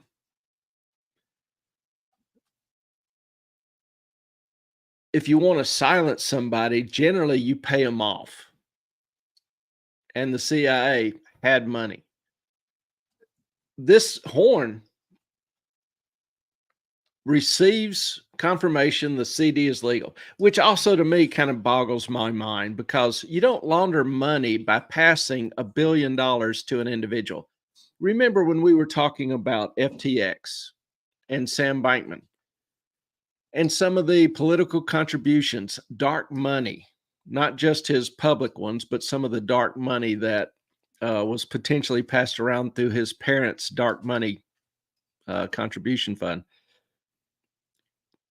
And Sam had what, 70, I forget the number, 75 shell companies created that he was running money and business through. That's how you launder money. That's how you make it untraceable. You take money and then you clean it by running it through corporations, losing investments, that kind of thing, accruing expenses. You take it in kind of a semi-legitimate business. That was one problem with the drug industry, was they produced so much cash. It was hard to find enough legitimate businesses to take in the money and then, wash it and produce it clean. So, some of this is it just sounds like bad myths in some ways. I don't know. It just strikes me as weird. So I wanted to get some of y'all's thoughts. Y'all been pretty quiet. Y'all haven't had a whole lot to say. So this is a good chance for you to kind of chip in some of your thoughts. I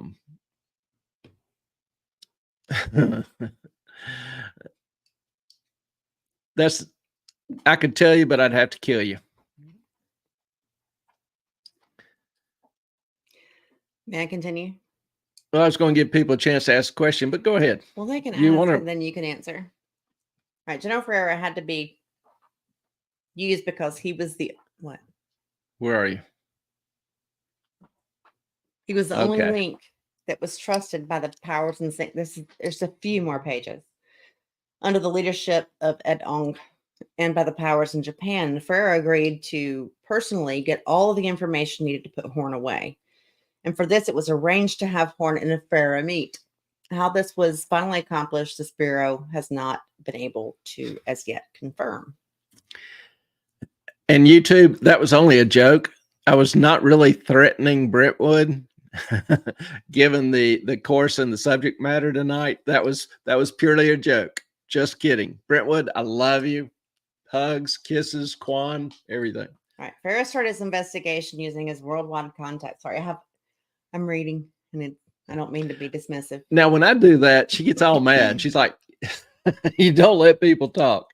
So go ahead, finish reading. Let me talk. Ferrer started his investigation using his worldwide contact, the private organization of intelligence. And during his findings, he also started to discover the names of our agents within the CIA, as well as our agents in the U.S. embassies abroad. He started to feed that information along with the documentation to a very good friend of his, William Casey, who had taken over the agency from Admiral Turner in 1981.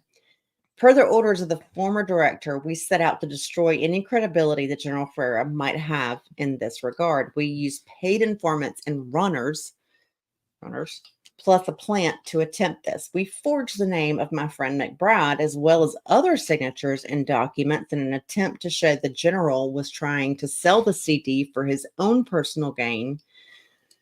The general was not the lily white patriot all thought him to be. We used 3 people in this respect, all of them former felons that had been aided back on their feet by Ferrer. He trusted them. We paid for the transport to Kentucky to show the evidence to Horn. We have never been sure as to why this mission of ours failed, but it did. And the general doubled his efforts to destroy Horn. For now, he was sure that Horn was using all means to get Ferrer off the case for the Bureau. Another weird thing, if you're in black ops for the agency, you don't trust anybody. You suspect everything. So saying that the general would trust felons, even though he had done them a solid, no, they just owed him. He did not trust them. Anyway. Carson, I thought you liked my story time. All right. Now, all took a turn in favor of Helms. Rothschild, I can't make that right. And strange as it may seem, Marion Horn. This came about because Ferrer kept digging and digging, and the more he dug, the more he became convinced that Horn was an innocent victim who had been used by the agency, which was true, and that Horn was as big as a red, white, and blue patriot as could be found.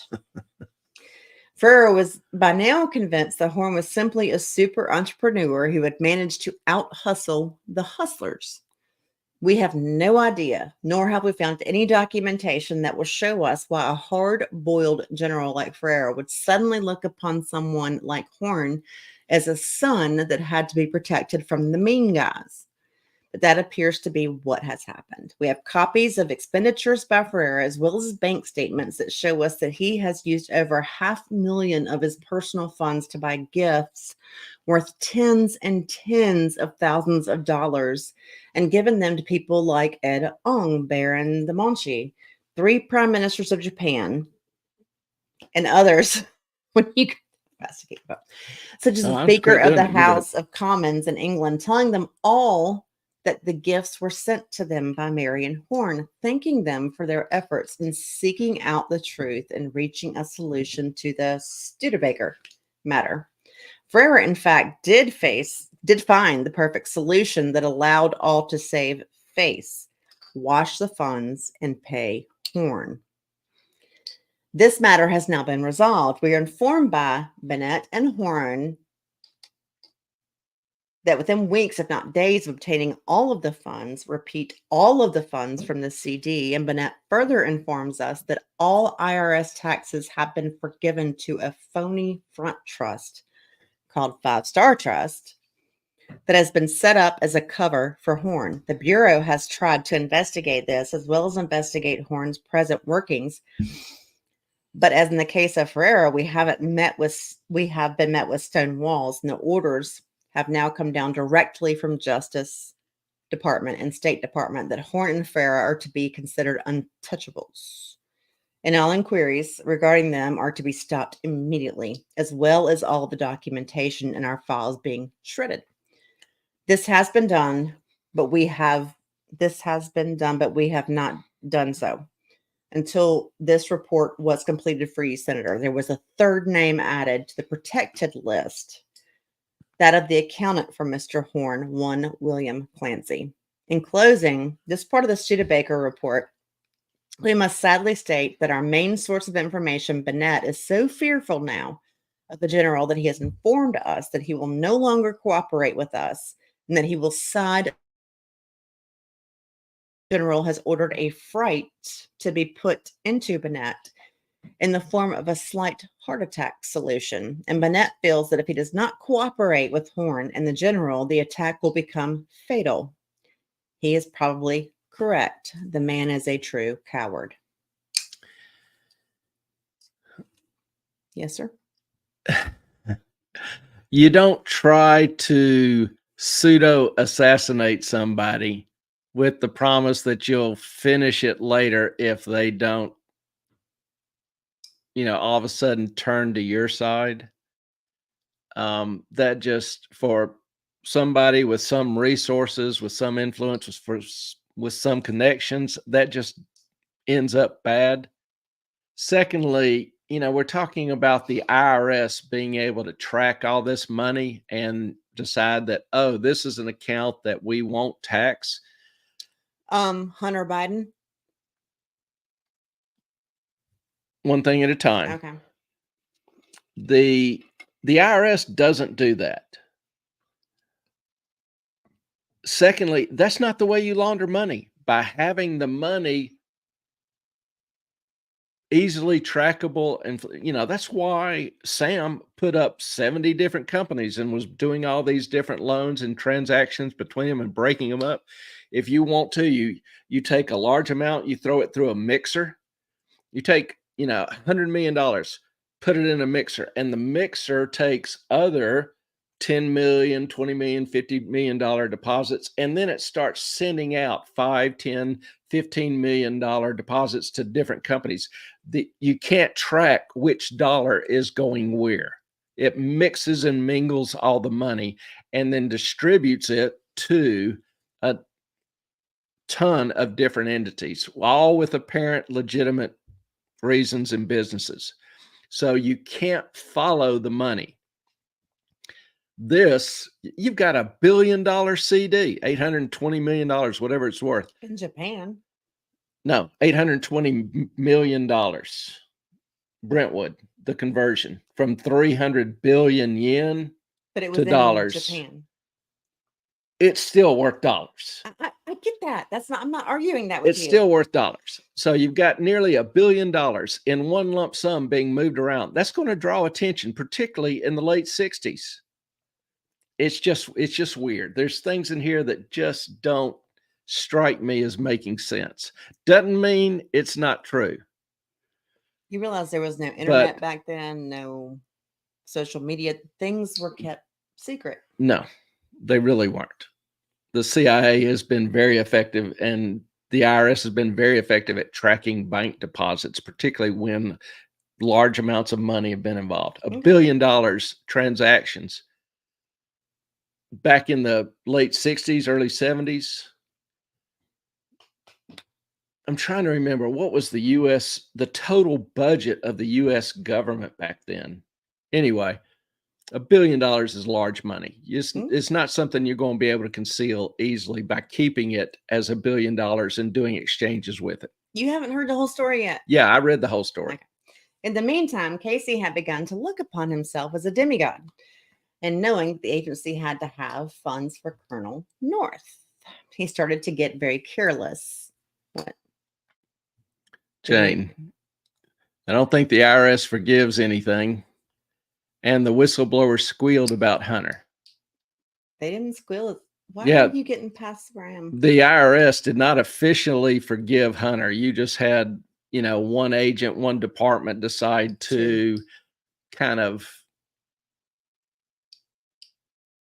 not press the issue. Go ahead. Okay. In the meantime, Casey had begun to look upon himself as a demigod, and knowing the agency had to have funds for Colonel North, he started to get very careless. Files that we have obtained show that without consulting Helms, Casey set about establishing his own kingdom. With him as the emperor, he obtained help from the very depths of society and put one Adler Berryman Seal, Barry Seal, in command of the drug road to obtain the funds for the North operation with the Contras. The agency had used Seal since 1981 as a contact man of the drug trade. Objectives. Our documents show further that Casey ordered the subordination of drug enforcement to the goal of overthrowing Nicaraguan's Sandinista government. Our information tells us that he allowed 2 southern states to be used as major distribution points for Latin American narcotics. Then he interfered with all attempts by local police and with our own FBI agents to eradicate the problem. Adler Berryman Seal, Barry Seal, was the most important organizer, facilitator, and impresario of the partnership between the CIA and organized crime. Seal earned over $30 million as his share of the drug smuggling. But what he loved more than money was the fact that he knew that he could not touch him, that we could not touch him, nor could any other agency of the United States. He loved to play the role of the backslapping good old boy from Baton Rouge, and he loved flying. Seal first encountered General Ferrera in early 1972 when he attempted to make money by helping the organizations dedicated to overthrowing Fidel Castro. He emerged as a partner with one group with headquarters in Mexico. Seal agreed to smuggle 7 tons of C4 explosives to the Mexican base from which General Ferrera was preparing to dispatch teams of saboteurs into Cuba. Now, if you remember also in the movie Made in America, Tom Cruise, in the movie, Seal was a pilot for Delta. So a little bit different story here on Seal. Ferrera had heard of Seal and did not like him, so he had Seal arrested for violating the Neutrality Act. And yet the case against Seal was thrown out by the court. It was with the help of the operative in the exile group, who were CIA assets. They needed the flying expertise of Seal, and also he had become a favorite of Casey, William Casey. Seal was given the funds to establish his aviation consultant business in Latin America, and he ran across William R. Reeves, whom we have in our files as a notorious narcotics trafficker who specialized in smuggling huge loads of marijuana from Colombia.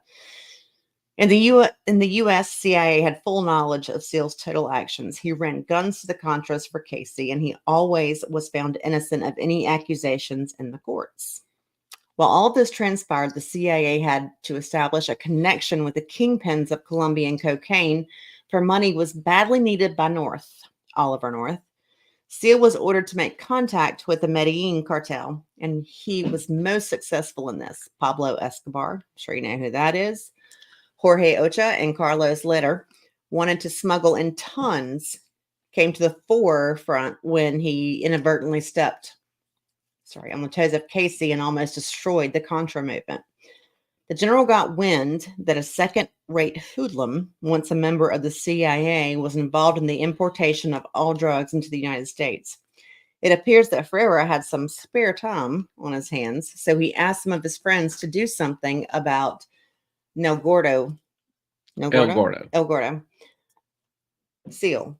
He did not know, and if he did know, he did not care that Adler Berryman Seal, Barry Seal, El Gordo, was in fact working for Director Casey and was responsible only to Casey, and that by asking that Seal be fixed, he was risking the toppling of the money machine for Colonel Oliver North. Nevertheless, our tapes of phone conversations to the office of Director Casey showed that General Ferrera informed him that he had information showing who the real leader of the drug cartel in the U.S. was, and that he wondered if Ferrera, would step on any toes if he stopped that fat son of a bitch. Director Casey answered that no, he was not working for the agency. 30 seconds after the general concluded this call, Director Casey called Helms and informed him of the conversation. Helms was very upset with Casey and ordered him to clean up his act or suffer the consequences. This order angered Casey, and he attempted to contact Seal, but he was not very successful. In the meantime, the general's men were successful.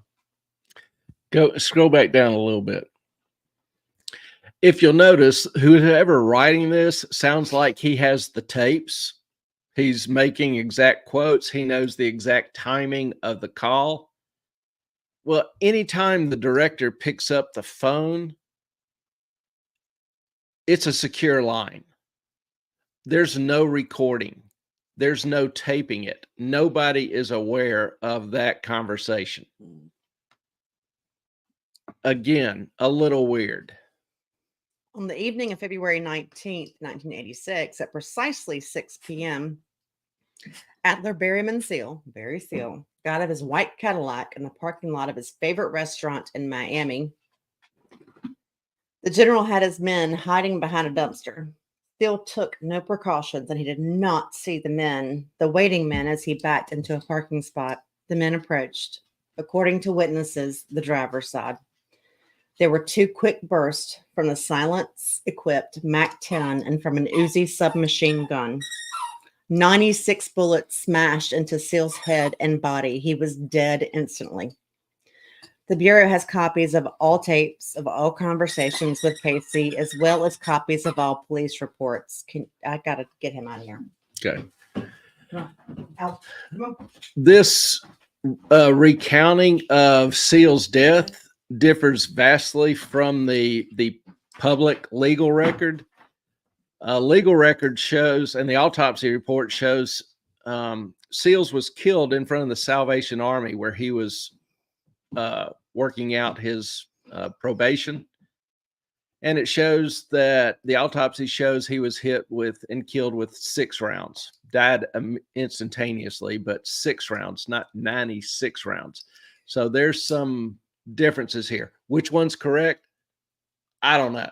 Moffat, you can't trust the government to give you anything. Well, I'm just saying this differs from the actual legal record surrounding Barry Seal's death, investigation, and autopsy.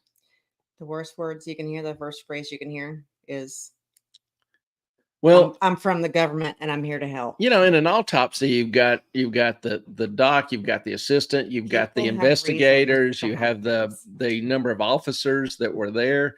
It's public record. There would have to be 20 people in on the lie versus some anonymous letter that nobody knows the source, nobody knows who wrote it. English is kind of a Valley Girl type English. I'm just saying, I don't know that I completely trust this. I don't know that I completely trust the autopsy. CIA has, I think it's very believable that CIA has rigged some autopsies and some investigations. Let me finish my story. I know, I'm just finishing my sentence. So I'm just saying, this is something weird to me. And if you guys want a copy of the actual FBI document that I have, just email us, moffatonmoney@gmail.com. Be glad to send you the. There you go. That'll work. All right. So Casey, without approval of Helms, went into business with drug smugglers, allowing tons of narcotics to enter the country as a necessary cost of higher geopolitical Nicaraguan problem.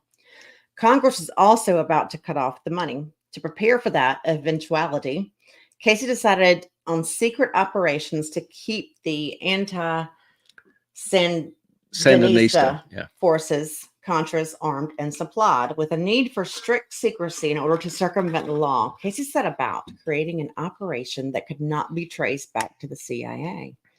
He copied the original guidelines of the 5, known as Eagle 2, down to the very last period.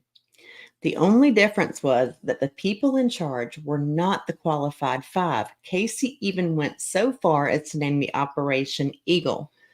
But when Helms heard rumors of an operation called Eagle, he asked Armitage if he was involved. The answer was negative. But we intercepted a conversation between Armitage and Casey in which Casey was informed of the suspicions of Helms. Casey changed the name back to Black Eagle. The operation proceeded through Casey, through a Casey confidant, Misha Harer. Harer was the former head of the operations in Central America for Mossad Israeli CIA.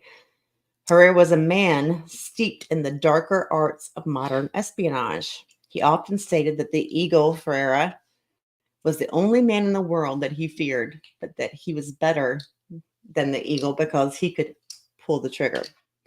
Beginning in 1972, Herrera was a key operative for Mossad murder squads that rampaged throughout Europe, killing key Palestinian guerrillas believed to be responsible for the slaughter of Israeli athletes at the 1972 Summer Olympics in Munich. In 1975, Herrera's hit team killed an innocent man in error, and Herrera was exiled to Mexico as chief of Mossad's Central American operations. Herrera left the Israeli intelligence service in 1978. In the interim, however, he had not only established close relations with the CIA, he had also forged important business contacts, among them Colonel Noriega of Panama, who had worked closely with the Mossad. While serving as a Mossad asset, Herrera went into the import-export business in Panama City. The link, huh? What?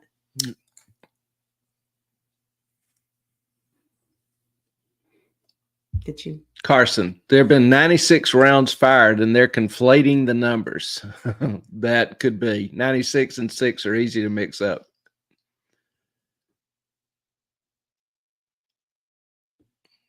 Just doing the chats. Go ahead. I do it when I'm talking all the time. I just thought we'd keep the same format. Well, I just figured out. Go ahead. You from talking. Go ahead.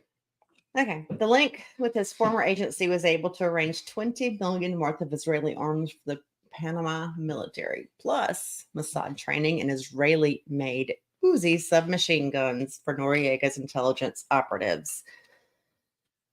There is a place on this where we can't figure out what exactly they said. So there's a little glitch. Like I said, if you want the actual document, we'll send it to you. But the next page was of cocaine and single shipments instead of hundreds of kilos. This is what Barry, right, was sending by individual runners. Along came Seal with his airline that in truth was the Casey airline. He established the perfect system for smuggling tons of cocaine. Now, Casey contacted a corrupt colonel in the Panamanian Defense Forces, a colonel that Casey had on the CIA payroll. This colonel was named Manuel Noriega, and he was the head of the Panamanian Defense Forces intelligence unit. Thus, Noriega controlled a network of out-of-the-way landing strips in Panama that he agreed to provide for the partners later in SEAL. In return, Noriega was to receive a $500 million cash bribe, plus a 1% cut of the value of every shipment that came through Panama. Additionally, Panama's banking laws would be used by the CIA to launder the Medellin drug profits in order for another slice to Noriega. Finally, Casey had to agree to do all in his power to arm Noriega, clandestinely see that Noriega's foes were eliminated so that Noriega's ambitions to become president of Panama could be reached. This whole operation was the brainchild of CIA Director Casey. As Casey saw the problem, the Soviet Union was about to establish a Central American beachhead via the Sandinista government of Nicaragua.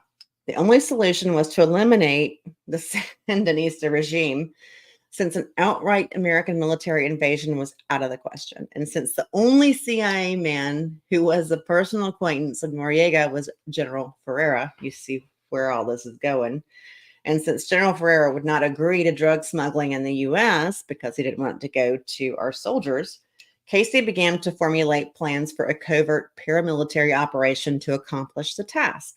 However, to do this, he needed Ferreira. Thus, he first tried to break Ferreira by giving us fake information and planting fake records in various parts of the country with the idea to offer to clean it up if Ferreira took command of the paramilitary group. Essentially, the plan was simple. Two groups of Nicaraguan exiles, one based in Honduras and the other in Costa Rica, would be armed and trained for a guerrilla war inside Nicaragua that would eventually topple the regime. The difficulty was that Congress was extremely nervous about the operation, and questions were being asked whether an American-sponsored war was the right way to solve the problem. Another skip. Yeah, the document is not like completely complete. It's grainy, and there's a few blanks here and there. Okay, with Horn is hard to understand, for we have no documentation that Horn is paying Ferrera, or that Ferrera is making any monies from, or at least this is their translation of the document that we have. I don't know.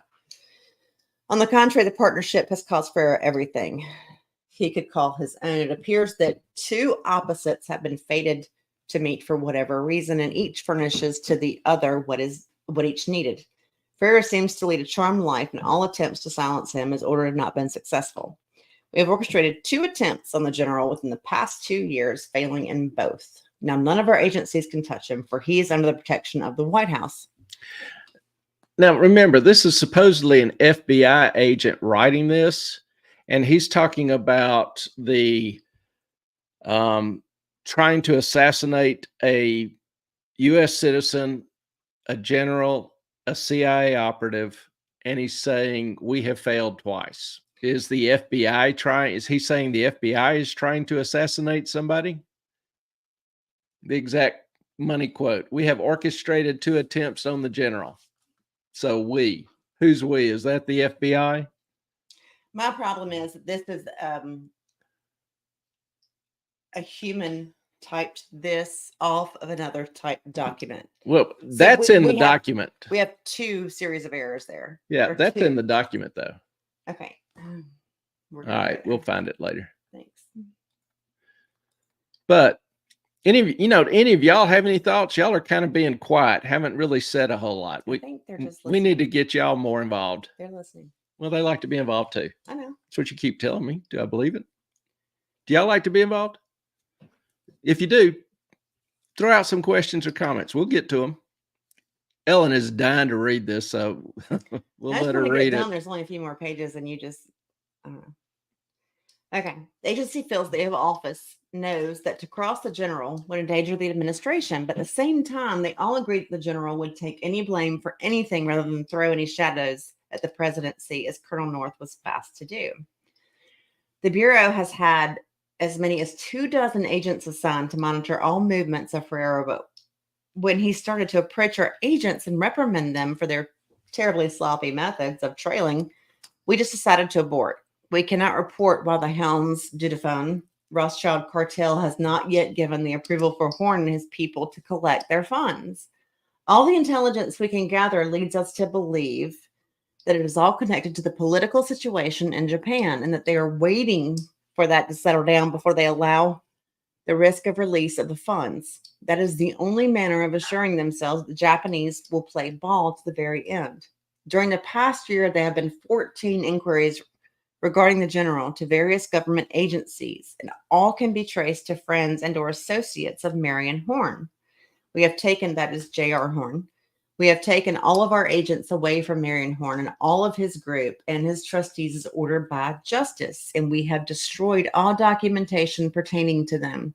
So in closing, we must add that other information to the Studebaker Black Eagle affair must be obtained from the non-existing files of the CIA. We are sure that the general does not exist, then there are no files. Greg knew the right man for the overseer's job, Felix Rodriguez, a fanatically anti-communist Cuban exile who had worked for Greg and the CIA in Vietnam. This seems like out of order. Anyway, Rodriguez volunteered his services to battle the Sandinistas. Greg deputized him to oversee the distribution of illegal arms to the Contras, primarily as a staging area in El Salvador. Both Greg and Bush have since denied knowing anything of any illegal operations to arm the Contras until 1986. It is unknown if Bush actually knew of Black Eagle when Noriega's notoriety as a drug trafficker became widespread. The CIA concluded that it was time to put distance between him and the Operation Black Eagle. Accordingly, a revised operation codenamed Supermarket was set into motion by Casey. I'm gonna let them out. Okay. Brentwood, I think this seems a little unreasonable, but not altogether unlikely. You know, we know the general events occurred, but some of this filling in, some of the recounting of events it just is weird to me. I'll just say that. I won't say it's untrue, but it just is not consistent with the way things work or should be. And Carson, that's the point where I'm usually carrying the chat, but I'm doing lame work stuff. Lame work stuff. You're working, man. We appreciate that. We appreciate you being here. Gotta go make that money. Go make that bread. And we appreciate all of you watching, you know, even those on the replay crew. So, you know, if you will take a second, hit the like, the subscribe button if you're not subscribed. And you know, if you've got some comments or questions, you know, throw them out. Also, if you have some topics or questions that you'd like to see covered in future broadcast, let us know. You can DM me at Moffett on Money on Twitter or email. Let's see. The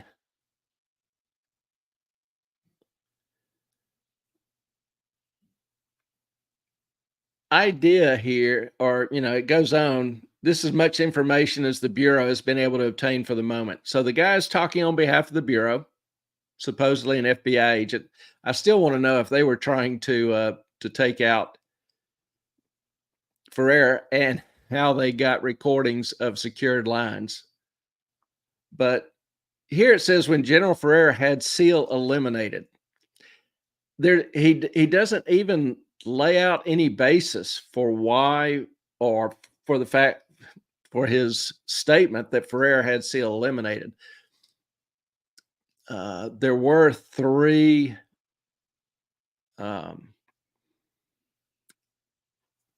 were they known cartel operatives that were arrested for SEAL's murder? I'm not sure about that, but I've never seen any connection to SEAL's execution, you know, related back to Ferreira or anybody else. Don't know. SEAL had no information that would hurt Ferreira. Ferreira didn't even know about the operation. If you remember, he was kept in the dark. And then all of a sudden throws out the claim that Ferreira had SEAL eliminated. Again, that's just a little weird to me.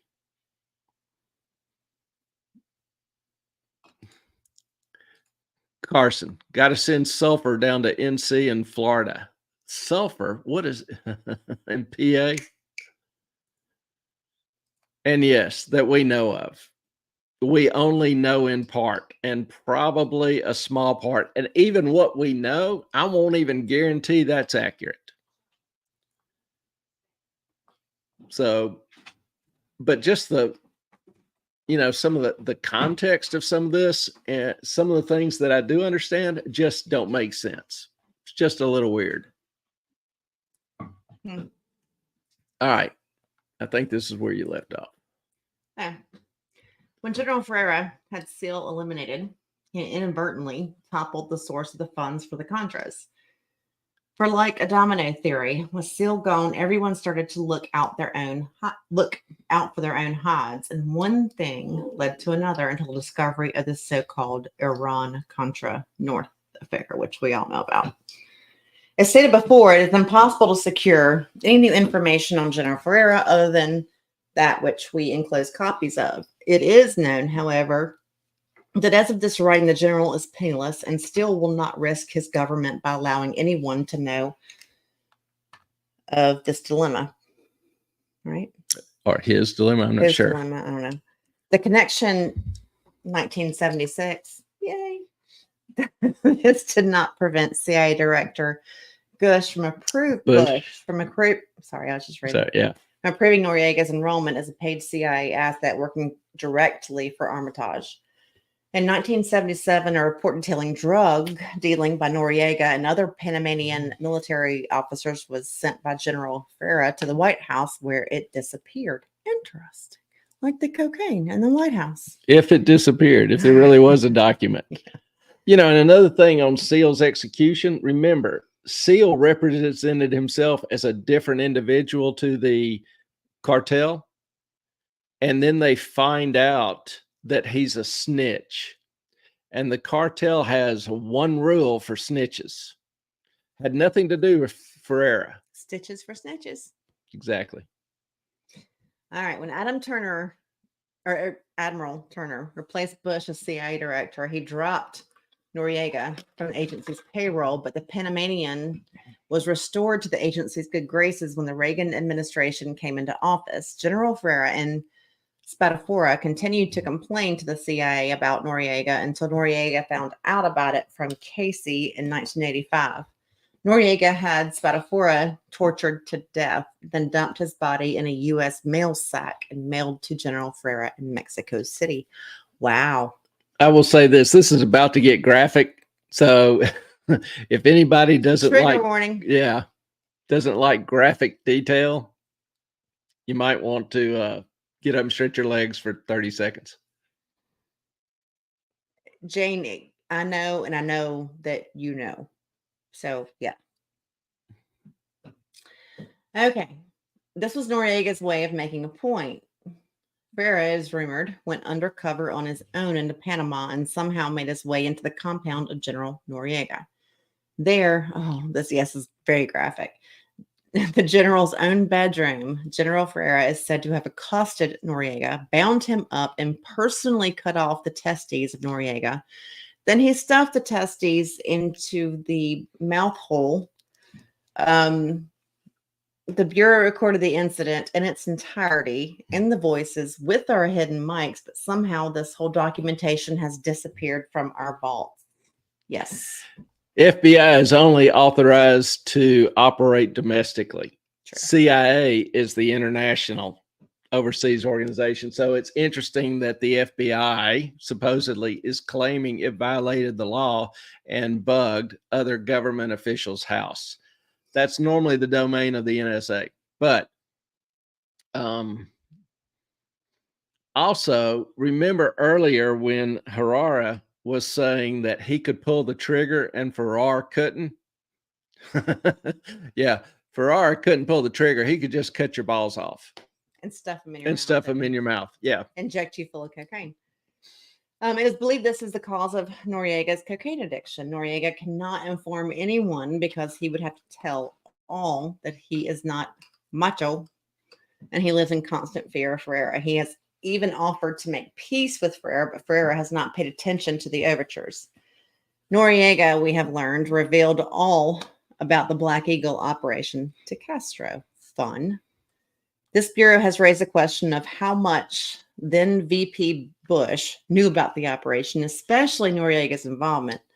Our documentation is ambiguous, but a central fact is that Casey, concerned that the operation be as far removed from the CIA as possible, hit upon the idea of using the vice president's office as a cover, arranging it via Bush's chief of staff, Donald Gregg, a former CIA officer. Shocking.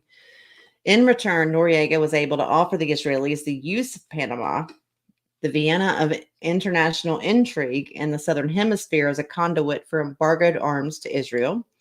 When Casey sought out Herrera in 1982 to help set up a covert Contra support operation, the Israeli knew the perfect point man for the job, Noriega. He was now a general and the most powerful man in Panama. At that point, Casey had been given secret intelligence reports gathered by the private intelligence army of General Ferreira, telling Casey, with proof, that Noriega was a full-fledged drug trafficker, allowing Panama to be used as a narcotics transshipment point. The CIA could not allow this report from Ferreira to be seen, so Casey contacted Ferreira and offered to make him his second in command in the agency. Ferreira turned it down, saying that he was going to commence to back off so as to retire. Later, we intercepted a conversation between Ferreira and Helms in which Ferreira stated that when Casey offered him something that big, there must be a reason for it, so he turned it down. Ferreira had his own mole with the government of Panama, Dr. Hugo Spadafora, Panama's Vice Minister of Health under dictator Omar Torrijos, right? Torrijos. Also a friend of the general's. Following the unexplained death of Torrijos in his plane crash, Spadafora at first allied himself with Noriega, then learned from Vera that Noriega was playing all sides of the street and into drug smuggling. Spadafora found that Noriega was being paid $250,000 per year by Casey as an asset for the CIA. Well, at the same time, he was providing information to Fidel Castro, and the worst, Noriega was deeply involved in the drug traffic into the U.S. This bureau has copies of all documentation substantiate all the information contained herein. Yes. Just getting a shot. Huh? Go ahead. Keep reading.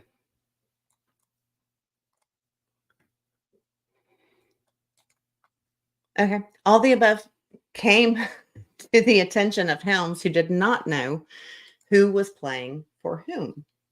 The only person that he felt placed the country above his personal gain was General Ferreira. So he enlisted the help of the general in digging everything out. The general found out with Spadafora that as early as 1972, the CIA was aware that Noriega had been named in a federal drug enforcement report as a trafficker. That's it. That's it. Oh, it's a lot. But there was a video you had, I think, that you, or no? Okay. It was embedded in here, and I thought about playing it. Then it hit me. We've gotten a strike against that before, so I decided not to play it. So y'all, my story time has ended. So I hope y'all are all asleep. Sweet dreams. Good night. I do tell a better story than Clay. So y'all have any questions, comments, thoughts? Again, this is, we're not vouching for it. We're not vouching for the source, the website, anything. This was just a nice kind of, somebody, typed out the document. We showed you the original document. Yeah, show that. Pop it up here again. And as you can tell, it's kind of grainy and some of it's a little sketchy and hard to read. So rather than, go through this copy, we just found that online website that had it typed out. So that's the only reason we're using it. Again, not vouching for the accuracy of the information or the content. This is just simply for kind of a rambling night. Ellen has been fascinated by some of this and thought, I think it's why not? Freaking fascinating. Yeah, why not, discuss it tonight? Yes, it is fair. So, I don't want to either, but well, we know some of it's true. We know the CIA ran drugs from the Medellin cartel into the U.S. No argument about that. We know Barry did it. We know they did it for the Contras. We know that Noriega was involved. We know that Noriega allowed, Panama to be used as a transit or transfer site. And so, but you also have to keep in mind, it's a lot like Goebbels said, the biggest lie begins with the littlest truth. So yes, there are certain things that we do know just really aren't debatable, but some of the other things, it's okay to be somewhat skeptical of or say that doesn't make sense. We need to be able to examine things, critically, using whatever rational gifts we have and see if this, if it passes the smell test. When I examine investments, you do a thing called due diligence where you're looking kind of under the hood at all the financial details, all the cash flows, all the parties involved, et cetera, et cetera. And sometimes you can't point to any specific thing, but there's just something that doesn't feel comfortable down in your gut. It doesn't pass the smell test. So, I commend the same standard to y'all. Cheerful, good to see you. And glad you love your hat. We're kind of showing them off tonight.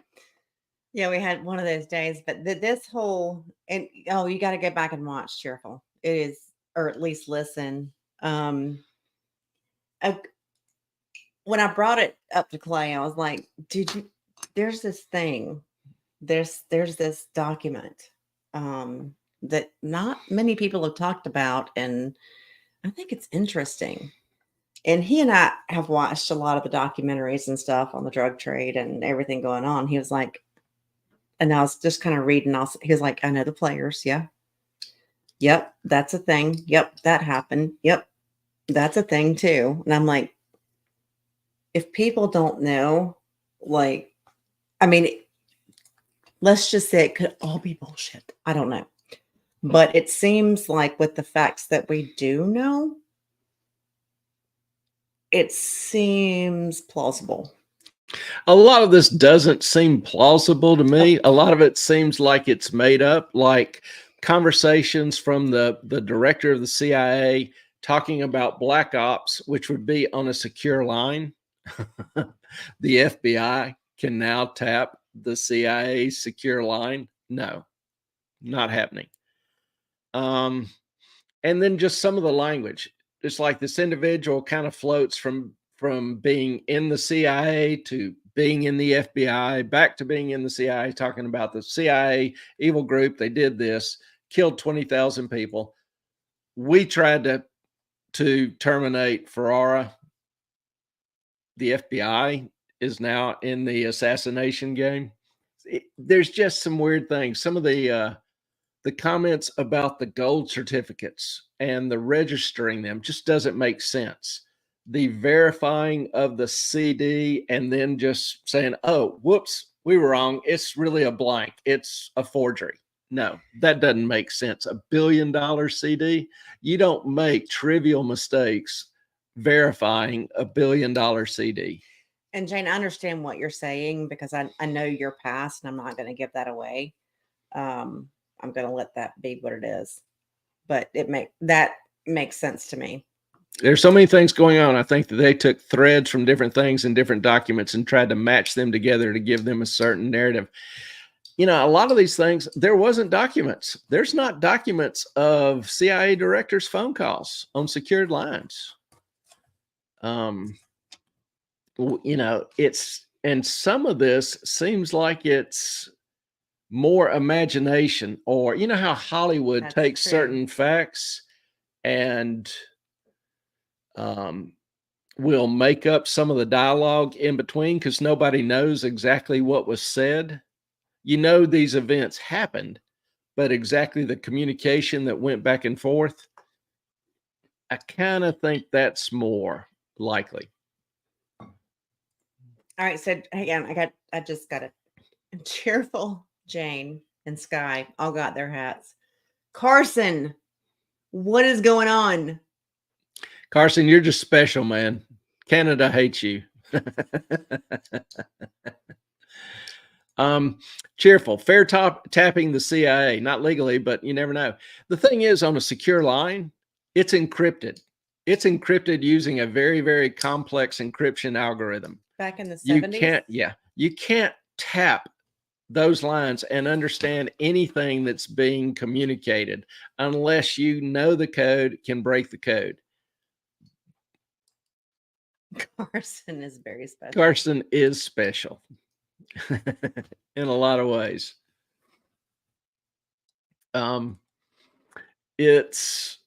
He's short just but special. Bless he is. Yeah, and you know, wiretaps just aren't that good. And the CIA sweeps the offices constantly for listening devices. I mean, hell, when they were building the embassy the new embassy in Moscow, they used some Russian labor, and then they were going back and check, and the Russians put bugging devices in the concrete used to make the walls. So they had to tear all of it down and start over. The CIA is very aware of people trying to listen in to them. But they wouldn't think the FBI is a... Yeah, they don't trust anybody. Back then, though? Yeah, you don't stay alive if you trust somebody. You just don't. Okay, well, my ex-husband... Everybody is backstabbing everybody. His dad was ambassador to Panama, and they had a driver He was taken to the airport leaving. And the driver said, Mr. Farland, we're not going this way. We're going to go a different way. Had they gone the way that they usually go, they would have all been dead. Yeah. State Department. Panama, drugs, the whole thing. Yeah. But yeah, somebody tapping the director's phone. I'm very, very cautious about that. I'm in Missouri. I've got one big ass foot in Missouri on that. And then, like I say, is the FBI trying to assassinate people?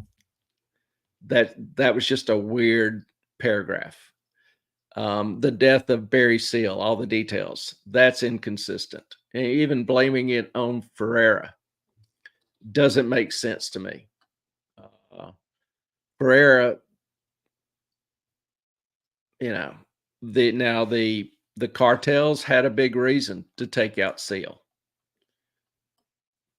So why would Ferreira try to get involved when he knew the cartels were going to do the work? You don't.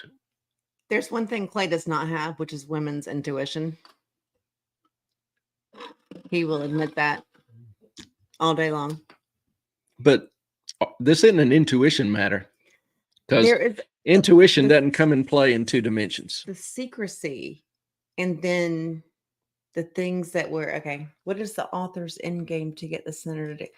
It was a report requested by Senator Kennedy, Ted Kennedy, in 1989, about the connection between, help me out, what he called Kentucky, Vietnam, Japan, New Zealand, New Zealand wasn't even mentioned in any of that. Said that. Another weird thing.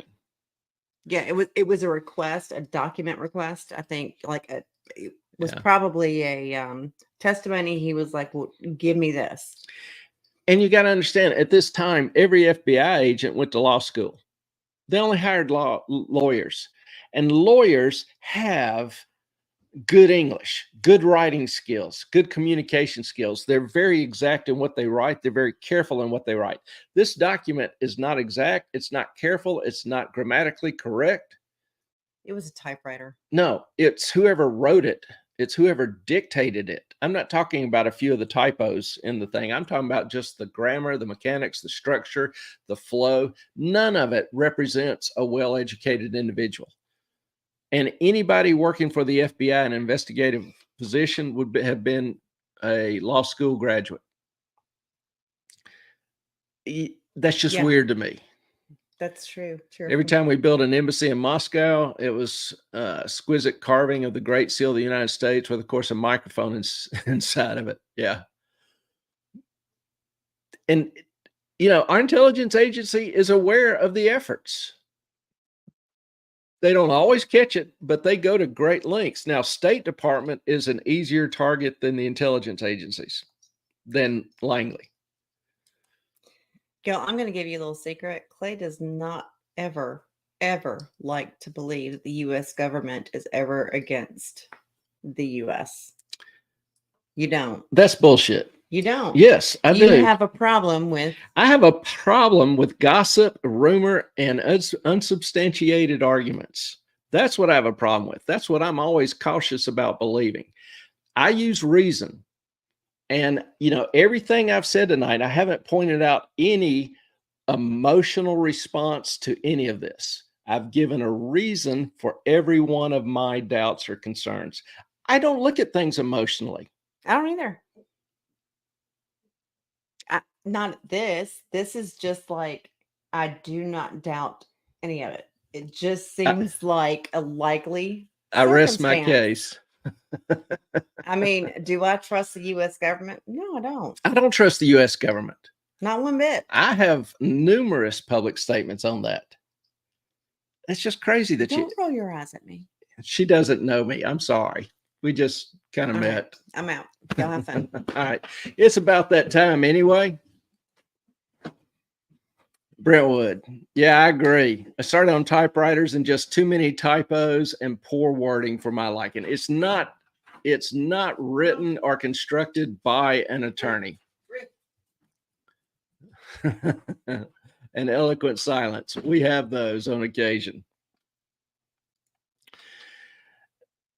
Thank you. We do differ on things. And we're still good friends. Still love her. She still loves me. But there are times when we just differ on things. And that's okay. And it's okay for you if you disagree with us. I'm going to handle it pretty much in the same manner. So appreciate y'all being with us tonight. Enjoyed it. Jane, what's the motive for this document being released? Because that's my question. Don't know. There's been no background on who released it, why it was released, who wrote it, the exact questions asked to generate it or to cause the FBI to go to this much detail. I mean, this investigation would have taken several years. My opinion. Can't say that I've ever conducted such an investigation. That also makes it a little weird to me because it was so broad, involves so many different parties and communications down through the years. Even if you had documents available, you would be spending months and months and months reading through them and trying to piece together the pieces. But I just, to me, I'm a little cautious. And yeah, the FBI does hire accountants, forensic accountants generally, but up through what year? I'm not sure of the year. Everybody in investigation was had a law degree, maybe an accounting degree in addition. But that's something that Hoover insisted on for decades. Canada has to get in line with people that hate me. Nobody hates you, Carson. They're just not going to deliver the mail to you anytime soon.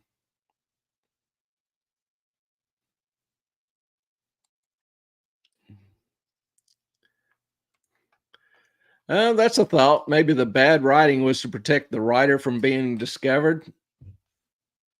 I can't discount that.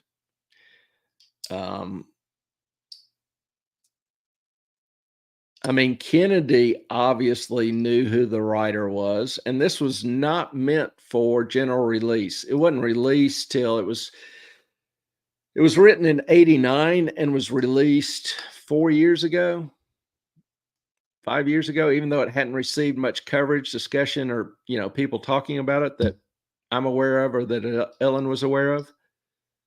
So I don't know. I mean, that's not wholly illogical, but it's a good point. I'm just not sure. All right, y'all. It is a little bit long.